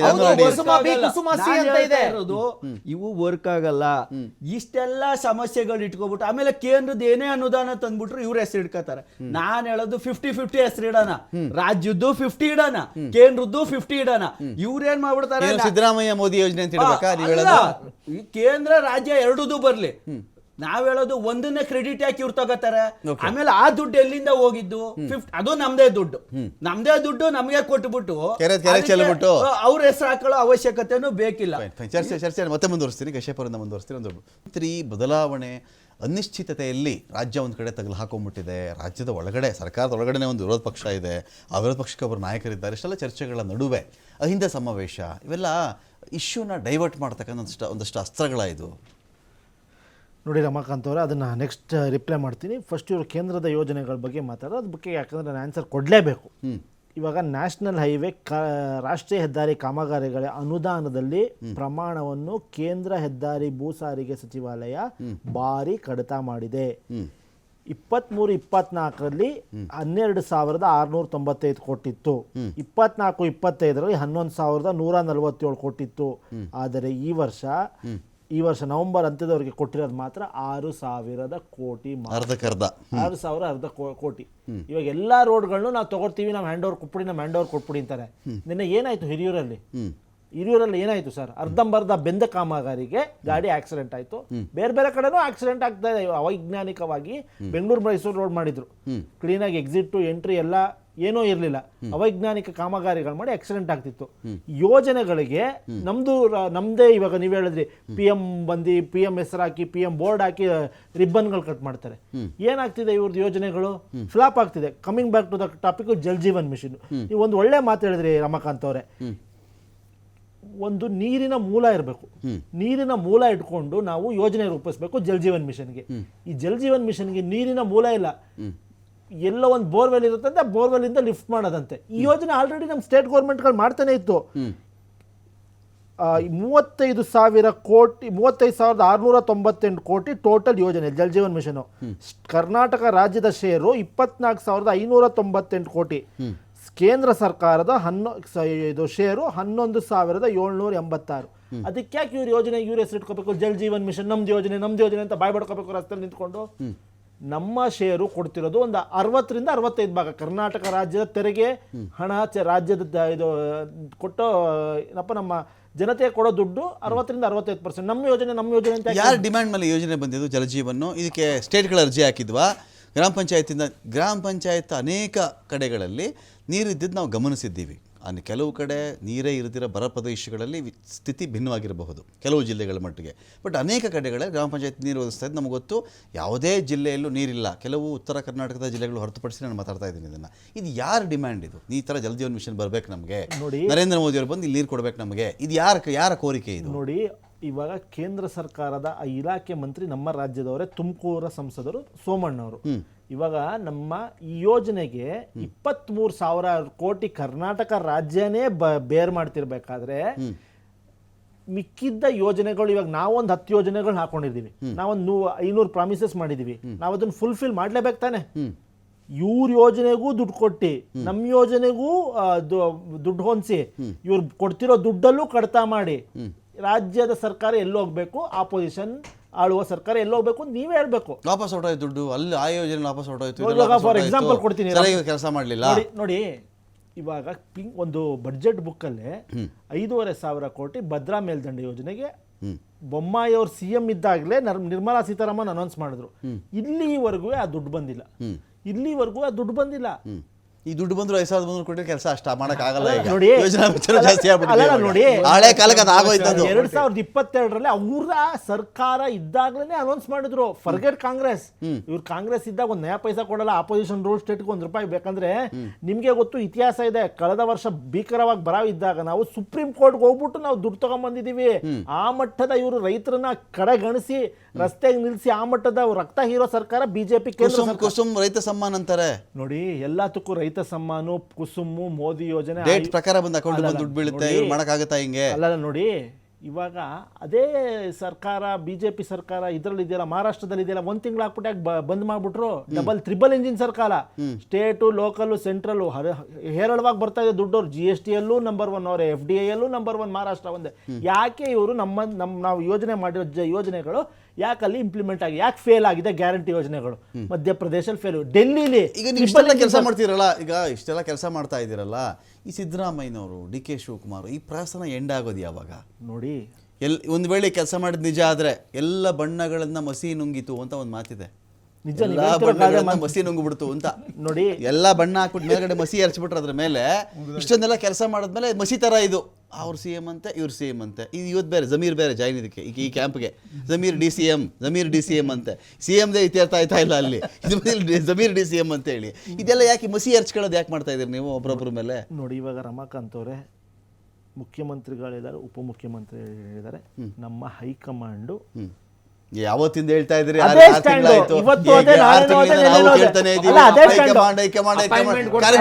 ಖರ್ಗೆ ಹೈಕಮಾಂಡ್ ಅಂತಾರಲ್ರಿ, ನಾವ್ ಇನ್ಯಾರು ಕೇಳ್ಬೇಕ್ರಿ? ಒಂದು ಪಾರ್ಟಿ ಅಧ್ಯಕ್ಷರೇ ಹೈಕಮಾಂಡ್ ಅಲ್ಲ. ನಿಮಿಷ ತಾವು ಕೂತ್ಕೋಬೇಕು. ನಿಮ್ಮ ಯೋಗ್ಯತೆಗೆ ಬಿಜೆಪಿ ಯಡಿಯೂರಪ್ಪ ಇವರು ವಿಜೇಂದ್ರ ಅವ್ರಿಗೆ ಅಮಿತ್ ಶಾ ಇನ್ನು ರಾಜ್ಯಾಧ್ಯಕ್ಷನ ಇಲ್ವೋ ಅಂತ ಡಿಸೈಡ್ ಮಾಡಿಲ್ಲ. ರಾಜ್ಯಾದ್ಯಂತ ದೇಶಾದ್ಯಂತ ಬಿಜೆಪಿ ಅಧ್ಯಕ್ಷನ ಅಲ್ಲಲ್ಲ, ಸುಮ್ನೆ ಕೂತ್ಕೋಬೇಕು. ಮಾತಾಡ್ತಾ ಇರ್ಬೇಕಾದ್ರೆ ಇಲ್ಲಿ ಪ್ರಶ್ನೆ ಕೇಳ್ಬೇಕಾಗಿರೋದು ಅವರು, ಪ್ರಶ್ನೆ ಕೇಳ್ಬೇಕಾಗಿರೋದು ಅವರು, ನೀವಲ್ಲ. ಪ್ರಶ್ನೆಗೆ ಉತ್ತರ ಕೊಡ್ತಾ ಇದೀವಿ ರಮಾಕಾಂತ್ ಅವರೇ. ಸೂಕ್ತ ಸಮಯದಲ್ಲಿ ನಮ್ಮ ಹೈಕಮಾಂಡ್ ಅವರು ತೀರ್ಮಾನ ಮಾಡ್ತಾರೆ. ಯಾರು ಕೇರಳ ಎಲೆಕ್ಷನ್ ನೆಪ ಸಿಗ್ತಲ್ಲ ಇವಾಗ, ನೆಕ್ಸ್ಟ್ ಕೇರಳ, ಆಮೇಲೆ ತಮಿಳ್ನಾಡು, ಆಮೇಲೆ ಇನ್ನೊಂದ್ರ ಹಿಂಗೆ ಹೋಗ್ತಾ ಇರೋದು ಇದು. ನೋಡಿ, 4 ಗೋಡೆ ಒಳಗಡೆ ತೀರ್ಮಾನ ಅವ್ರು ಮಾಡಲ್ಲ ಅಂತ ಹೇಳಿದ್ರೆ, DK ನಿಮ್ಗೆ CM ಮಾಡಲ್ಲಪ್ಪ, ನೀನು ಪಕ್ಷದ ಕಾರ್ಯಕರ್ತ ಕಸ ಗುಡ್ಸಿದ್ಯಾ, ಅವಾಗ ಬಾವುಟ ಕಟ್ಟಿದ್ದೆ, ಅಲ್ಲೇ ಇದ್ಬಿಡು ಅಂತ ಆದ್ರೂ ಹೇಳ್ಬಿಡಿ, ಅನೌನ್ಸ್ ಮಾಡ್ಬಿಡಿ ಅದನ್ನ. ನೋಡಿ, ಶಿವಕುಮಾರ್ ಕನಕಪುರಕ್ಕೂ ಟೋಲ್ ಹಾಕ್ಬಿಟ್ರಲ್ರಿ ಮೊನ್ನೆ. ಅಲ್ಲಿ ಆರಾಮ ಜನ ಓಡಾಡ್ಕೊಂಡಿದ್ರು. ಆ ಕಡೆ ಅಲ್ಲಿಗೂ ಟೋಲ್ ಮಾಡಿರೋದು, ಅಲ್ಲಿಗೂ ಟೋಲ್ ಹಾಕ್ಬಿಟ್ರು. ಇರ್ಲಿಲ್ಲ ಅಲ್ಲಿ. ಕೇಂದ್ರ ಸರ್ಕಾರ ಮಾಡಿರೋದು. ಅದು ಅರ್ಧ ದಾರಿವರೆಗೂ ರೋಡ್ ಚೆನ್ನಾಗಿದೆ, ಇನ್ನು ಅರ್ಧಕ್ಕೆ ಚೆನ್ನಾಗಿಲ್ಲ ಅಲ್ಲಿ. ಕೇಂದ್ರ ಸರ್ಕಾರ ಮಾಡಿರೋದು ರಮಾಕಾಂತ್ ಅವರೇ. ಕೇಂದ್ರ ಸರ್ಕಾರ ಮಾಡಿರೋ ಟೋಲು ಅರ್ಧಂಬರ್ಧ ರಸ್ತೆಗೆ ಕಾಸಿಸ್ಕೋತಾರೆ. Coming back to the subject, DK Shivakumar ಅವರು ಹೌದು ಪಕ್ಷಕ್ಕಾಗಿ ದುಡಿದಿದ್ದಾರೆ, ಪಕ್ಷಕ್ಕಾಗಿ ತ್ಯಾಗ ಮಾಡಿದ್ದಾರೆ. ಅವರು ಹೇಳಿದ್ದಾರೆ ಸೂಕ್ತ ಸಮಯದಲ್ಲಿ ನಮ್ಮ ನಾಯಕರು ತೀರ್ಮಾನ ತಗೋತಾರೆ, ಅದಕ್ಕೆ ಬದ್ಧ ಅಂತೀವಿ. There ends the matter. So ಅದಕ್ಕೆ ಚಿಕ್ಕ ಚಿಕ್ಕ ಸರ್ ನೋಡಿ ಸರ್ ಚಿಕ್ಕದಾಗಿ time ಇವ್ರದ್ದು ಸಂಸ್ಕೃತಿ ಇದೆ. ಈಗ ನೋಡಿ, ಈಗ ಸಿದ್ಧಾರ್ಥ ವಿಹಾರ ಟ್ರಸ್ಟ್ ಅಲ್ಲಿ 15 ಎಕರೆ ಜಮೀನ್ ತಗೊಂಡ್ರು ವಾಪಸ್ ಕೊಟ್ರು. ಮೂಢ ಹಗರಣದಲ್ಲಿ ಇವ್ರದ್ದು ಸೈಟ್ ಅನ್ನ ತೆಗೆದುಕೊಂಡ್ರು ವಾಪಸ್ ಕೊಟ್ರು. ಈಗೇನೋ ಇವ್ರದ್ದು ಕೃಷ್ಣ ಬೈರೇಗೌಡರದ್ದು ಒಂದು ಹಗರಣ ಅಂತ ಸರ್, ಅವರು ವಾಪಸ್ ಕೊಟ್ಬಿಡ್ತಾರಂತೆ. ಅಂದ್ರೆ ಹೆಂಗಾಗ್ಬಿಟ್ಟಿದೆ ಅಂತಂದ್ರೆ, ಕಳ್ತನ ಮಾಡಿದ್ರು ವಾಪಸ್ ಕೊಟ್ಬಿಟ್ರೆ ಅಂದ್ರೆ ಆ ಕೇಸ್ ಎಂಡ ಸರ್. ಅಂದ್ರೆ ಹಂಗಾಗ್ಬಿಟ್ಟಿದೆ. ಈಗ ಯಾರೋ ಒಬ್ಬ ಲೂಟಿ ಹೊಡೆದ, ಈಗ ಮೊನ್ನೆ ತಾನೆ ATM ಲೂಟಿ ಹೊಡೆದ್ಬಿಟ್ಟ ಸರ್. ಅವ್ನ ಹಣ ತಂದ್ಬಿಟ್ಟು ಈಗ ಎಲ್ಲ ಸರೆಂಡರ್ ವಾಪಸ್ ತಗೊಂಡ್ಬಿಟ್ಟು ಅವ್ನು ಬಿಟ್ಬಿಡ್ಬೇಕಲ್ಲ ಜೈಲಿಂದ. ಅದೊಂದು ಸರ್. ಇನ್ನೊಂದು ಹೇಳ್ತಾರದ ಸರ್, ಭ್ರಷ್ಟಾಚಾರದ ವಿಚಾರದಲ್ಲಿ ಇವರ ಕೃಷ್ಣ ಬೈರೇಗೌಡರು ಕೇಸ್ ಹೇಳಿ ಕರೆಕ್ಟ್ ಆಗಿ, ಸುಮ್ಮನೆ ನಾವು ಬೇರೆ ರಾಂಗ್ ಮೆಸೇಜ್ ಕೊಡೋಂಗ್ ಆಗ್ಬಾರ್ದು ನಾವು. ಕೃಷ್ಣ ಬೈರೇಗೌಡರ ಕೇಸಲ್ಲಿ ಏನು ಜಮೀನಿತ್ತೋ ಆ ಜಮೀನನ್ನ ಅಕ್ರಮವಾಗಿ ಅವ್ರ ಹೆಸರು ಮಾಡ್ಕೊಂಡಿದ್ದಾರೆ ಅಂತಕ್ಕಂಥದ್ದು ಅತಿ ದೊಡ್ಡ ಚರ್ಚೆ ನಡೀತಾ ಇದೆ. ನನಗೆ ಆ ಪ್ರಶ್ನೆ ಬೇಡ. Dilip be specific. I want to answer. Be specific. ಯಾಕೆ ಗೊತ್ತಾ, ಒಂದು ನಿಮಿಷ, ಈಗ ನಾವು ಯಾವುದೇ ಡಿಬೇಟ್ ನೋಡಿ ಇದೇನಾಗ್ಬಿಡುತ್ತೆ, ಈ ಡಿಬೇಟ್ ಅಲ್ಲಿ ನಾವು ಮಾತಾಡಿದಾಗ ಇದು ರೆಕಾರ್ಡ್ ಅಲ್ಲಿ ಇರುತ್ತೆ. ಇದು ಹೌದು ಇದು ರೆಕಾರ್ಡ್, ಸದನದ ಬೇರೆ ಕಥೆ. ಇಲ್ಲಿದ್ದಾಗ ನೋಡ್ರಿ ಬೇರೆಗೌಡರನ್ನ ಹಗರಣ ಮಾಡ್ಬಿಟ್ಟರು, ಆ ಮೆಸೇಜ್ ಹೋಗಬಾರ್ದು. ಹೌದು, ಸದನದಲ್ಲೇ ಕೃಷ್ಣ ಬೈರೇಗೌಡರಿಗೆ ಉತ್ತರ ಕೊಟ್ಟಿರೋದು ನಾನು ಕೇಳಿದ್ದೀನಿ. ಸರ್. ಒಂದು ಗುಡ್ಡ ನನ್ನ ತಲೆಮಾರಲ್ಲೇ ಆಗಿರೋ ಕೆಲಸ ಅಲ್ಲ ಇದು. 50s ಅಲ್ಲೋ ಯಾವತ್ತೋ ನಡೆದಿರೋಂಥ ಒಂದು ವಿಚಾರ ಇದು. 1 ಮಿಲಿಮೀಟರ್ ಜಾಗ ನನಗೆ ಅದರಲ್ಲಿ ಬೇಡ. ಅದನ್ನು ಕರಿಗುಡ್ಡ ಅಥವಾ ಖರಾಬ್ ಅನ್ನೋ ರೀತಿಯಲ್ಲಿ ಅವ್ರು ತೋರಿಸಿದ್ರು. ಇದನ್ನು ಯಾರೇ ಬಂದು ಚೆಕ್ ಮಾಡಲಿ, ಯಾವ ಕಡೆಯವರು ಬೇಕಾದ್ರೂ ಬಂದು ತನಿಖೆ ಮಾಡಲಿ, ನಾನು ಸಿದ್ಧ ಇದ್ದೀನಿ ಅಂತ ಅವ್ರು ಆನ್ಸರ್ ಕೊಟ್ಟ ಮೇಲೂ ಹಗರಣ ಆಗ್ಬಿಟ್ಟಿದೆ ಅಂತ ನಾವು ವಿನಾಕಾರಣ ಮಾತಾಡಬಾರ್ದು. ಇದರಲ್ಲಿ ಪ್ರತಿಪಕ್ಷದ ನಾಯಕರು ಸೇರಿಸ್ಕೊಳ್ಳಿ ಈ ಬಂದು ತನಿಖೆಯಲ್ಲಿ ಅಂತ ಕೂಡ ಕೃಷ್ಣ ಬೈರೇಗೌಡ ಏನ್ ವಿಷಯ ಏನದು, ಅಪ್ಪನ ಕಾಲದ ಜಮೀನು ಬಾಗಾಗಿ ಬಂದಿರತಕ್ಕಂಥ ಜಮೀನು ಕೆರೆ ಗುಡ್ಡದ ಒಂದು ವ್ಯಾಪ್ತಿಗೆ ಬರುತ್ತೆ, ಕಲ್ಲುಗುಡ್ಡೆ ಅದು. If I am not wrong, time ಆಗ್ತದೆ, 30 ಸೆಕೆಂಡ್ ಅಲ್ಲಿ ಉತ್ತರ ಕೊಟ್ಬಿಡ್ತೀನಿ. ಗರುಡಪಾಳ್ಯ ಅನ್ನೋದು ಜೋಡಿ ಗ್ರಾಮ. ಆ ಗ್ರಾಮವನ್ನು ಮೈಸೂರ ಅರಸರಿಂದ, ಮೈಸೂರು ರಾಜರಿಂದ ಒಬ್ರು ಹಬೀಬುಲ್ಲಾ ಅನ್ನೋರು ತಗೋತಾರೆ, ಮುಸ್ಲಿಂ ಅವರು. ಅವರು ಪಾವತಿ ಮಾಡದ ಕಾರಣ ಎಂಟೈರ್ ಗ್ರಾಮದಲ್ಲಿ ಗುಡ್ಡ ಇರುತ್ತೆ, ಸ್ಮಶಾನ ಇರುತ್ತೆ, ಕೆರೆ ಇರುತ್ತೆ, ಊರಲ್ಲಿ ಕೇರಿ ಇರುತ್ತೆ, ಎಲ್ಲಾನು ಇರುತ್ತೆ. ಎಲ್ಲಾನುವೆ ಅವರ ತಾತ ತಗೊಂಡಿರೋದು. ಯಾರು? ಕೃಷ್ಣ ಬೈರೇಗೌಡರು ತಂದೆ, ಅಂದ್ರೆ ಅವ್ರ ತಾತ ಕೃಷ್ಣ ಬೈರೇಗೌಡರು ತಂದೆ. ಜೋಡಿ ಗ್ರಾಮದ ಅರ್ಥ ಏನು ಅಂದ್ರೆ, ಆ ಗ್ರಾಮದಲ್ಲಿ ಎಲ್ಲ ಇರುತ್ತೆ. They have purchased everything, including lake, including ಸ್ಮಶಾನ, ಇನ್ಕ್ಲೂಡಿಂಗ್ ರಸ್ತೆ, ಇನ್ಕ್ಲೂಡಿಂಗ್ ಕೇರಿ. ಇದೆಲ್ಲ ಈ ಊರಲ್ಲಿ ಇದೆ. ಆ ಊರಲ್ಲಿ ಇದನ್ನ ತಗೊಂಡಿದ್ದಾರೆ. This is part of that. ಇದೆ 1 ಮಿಲಿಮೀಟರ್. ನಾನು ಕೂಡ ಆ ಊರಿಗೆ ಹೋಗಿದ್ದೀನಿ, ನಾನು ಕೂಡ ಆ ಊರಲ್ಲಿ ನೋಡಿದ್ದೀನಿ. 1 ಮಿಲಿಮೀಟರ್ ಕೂಡ ಇದು ಕೆರೆ ಈ ಕಡೆ ಬಂದಿಲ್ಲ. 1 ಮಿಲಿಮೀಟರ್ ಕೂಡ ಆ ಕಡೆ ಈ ಕಡೆ ಹೋಗಿಲ್ಲ. ಸುಮ್ಮನೆ ಗಾಳಿ ಗುಡ್ಡೆ ಹೊಡೆಯೋ ಕೆಲಸವನ್ನು ಬಿಜೆಪಿ ಅವರು ಮಾತಾಡಬಾರ್ದು. ದಿಲೀಪ್ ಏನ್ ಗೊತ್ತಾಯ್ತು, ಚರ್ಚೆ ಲಾಸ್ಟ್ ಅಲ್ಲಿ ಬಂದ್ಬಿಟ್ಟಿದೆ. ನನಗೂ ಟೈಮ್ ಅಪ್ ಆಗಿದೆ. ಇನ್ನೊಂದಿನ ಬಗ್ಗೆ ಚರ್ಚೆ ತಗೊಳ್ಳೋಣ ಇದನ್ನ. ಸ್ಮಶಾನ ಎಲ್ಲ ಅವ್ರ ಹೆಸರಿಗೆ ಹೆಂಗ್ ಹೋದು ಅಂತಕ್ಕಂಥದ್ದು ಚರ್ಚೆ ಆಗ್ಬೇಕಾಗಿದೆ. ಅಲ್ಲ, ಸ್ವಲ್ಪ ನಿಮ್ಗೆ ರೆವಿನ್ಯೂ ಮ್ಯಾಟರ್ ಗೊತ್ತಿಲ್ಲ ಅಂದ್ರೆ ಬನ್ನಿ ಹೇಳ್ಕೊಡ್ತೀನಿ. ಜೋಡಿ ಗ್ರಾಮ ಅಂದ್ರೆ ಜೋಡಿ ಗ್ರಾಮದ ಅರ್ಥ ಗೊತ್ತಾ ನಿಮ್ಗೆ? ವಾಟ್ಸ್ಆಪ್ ಯೂನಿವರ್ಸಿಟಿ ಡೇಟಾ ಇಟ್ಕೊಂಡು ನನ್ನ ಹತ್ರ ಮಾತಾಡ್ಬೇಡಿ. ಜೋಡಿ ಗ್ರಾಮದ ಪದದ ಅರ್ಥ ಗೊತ್ತೇನಪ್ಪ ನಿಮ್ಗೆ? ಜೋಡಿ ಗ್ರಾಮ ಅಂದ್ರೆ ಏನ್ ಗೊತ್ತಾ ನಿಮ್ಗೆ? ಜೋಡಿ ಗ್ರಾಮ ಅಂದ್ರೆ ಏನ್ ಗೊತ್ತಾ ನಿಮ್ಗೆ?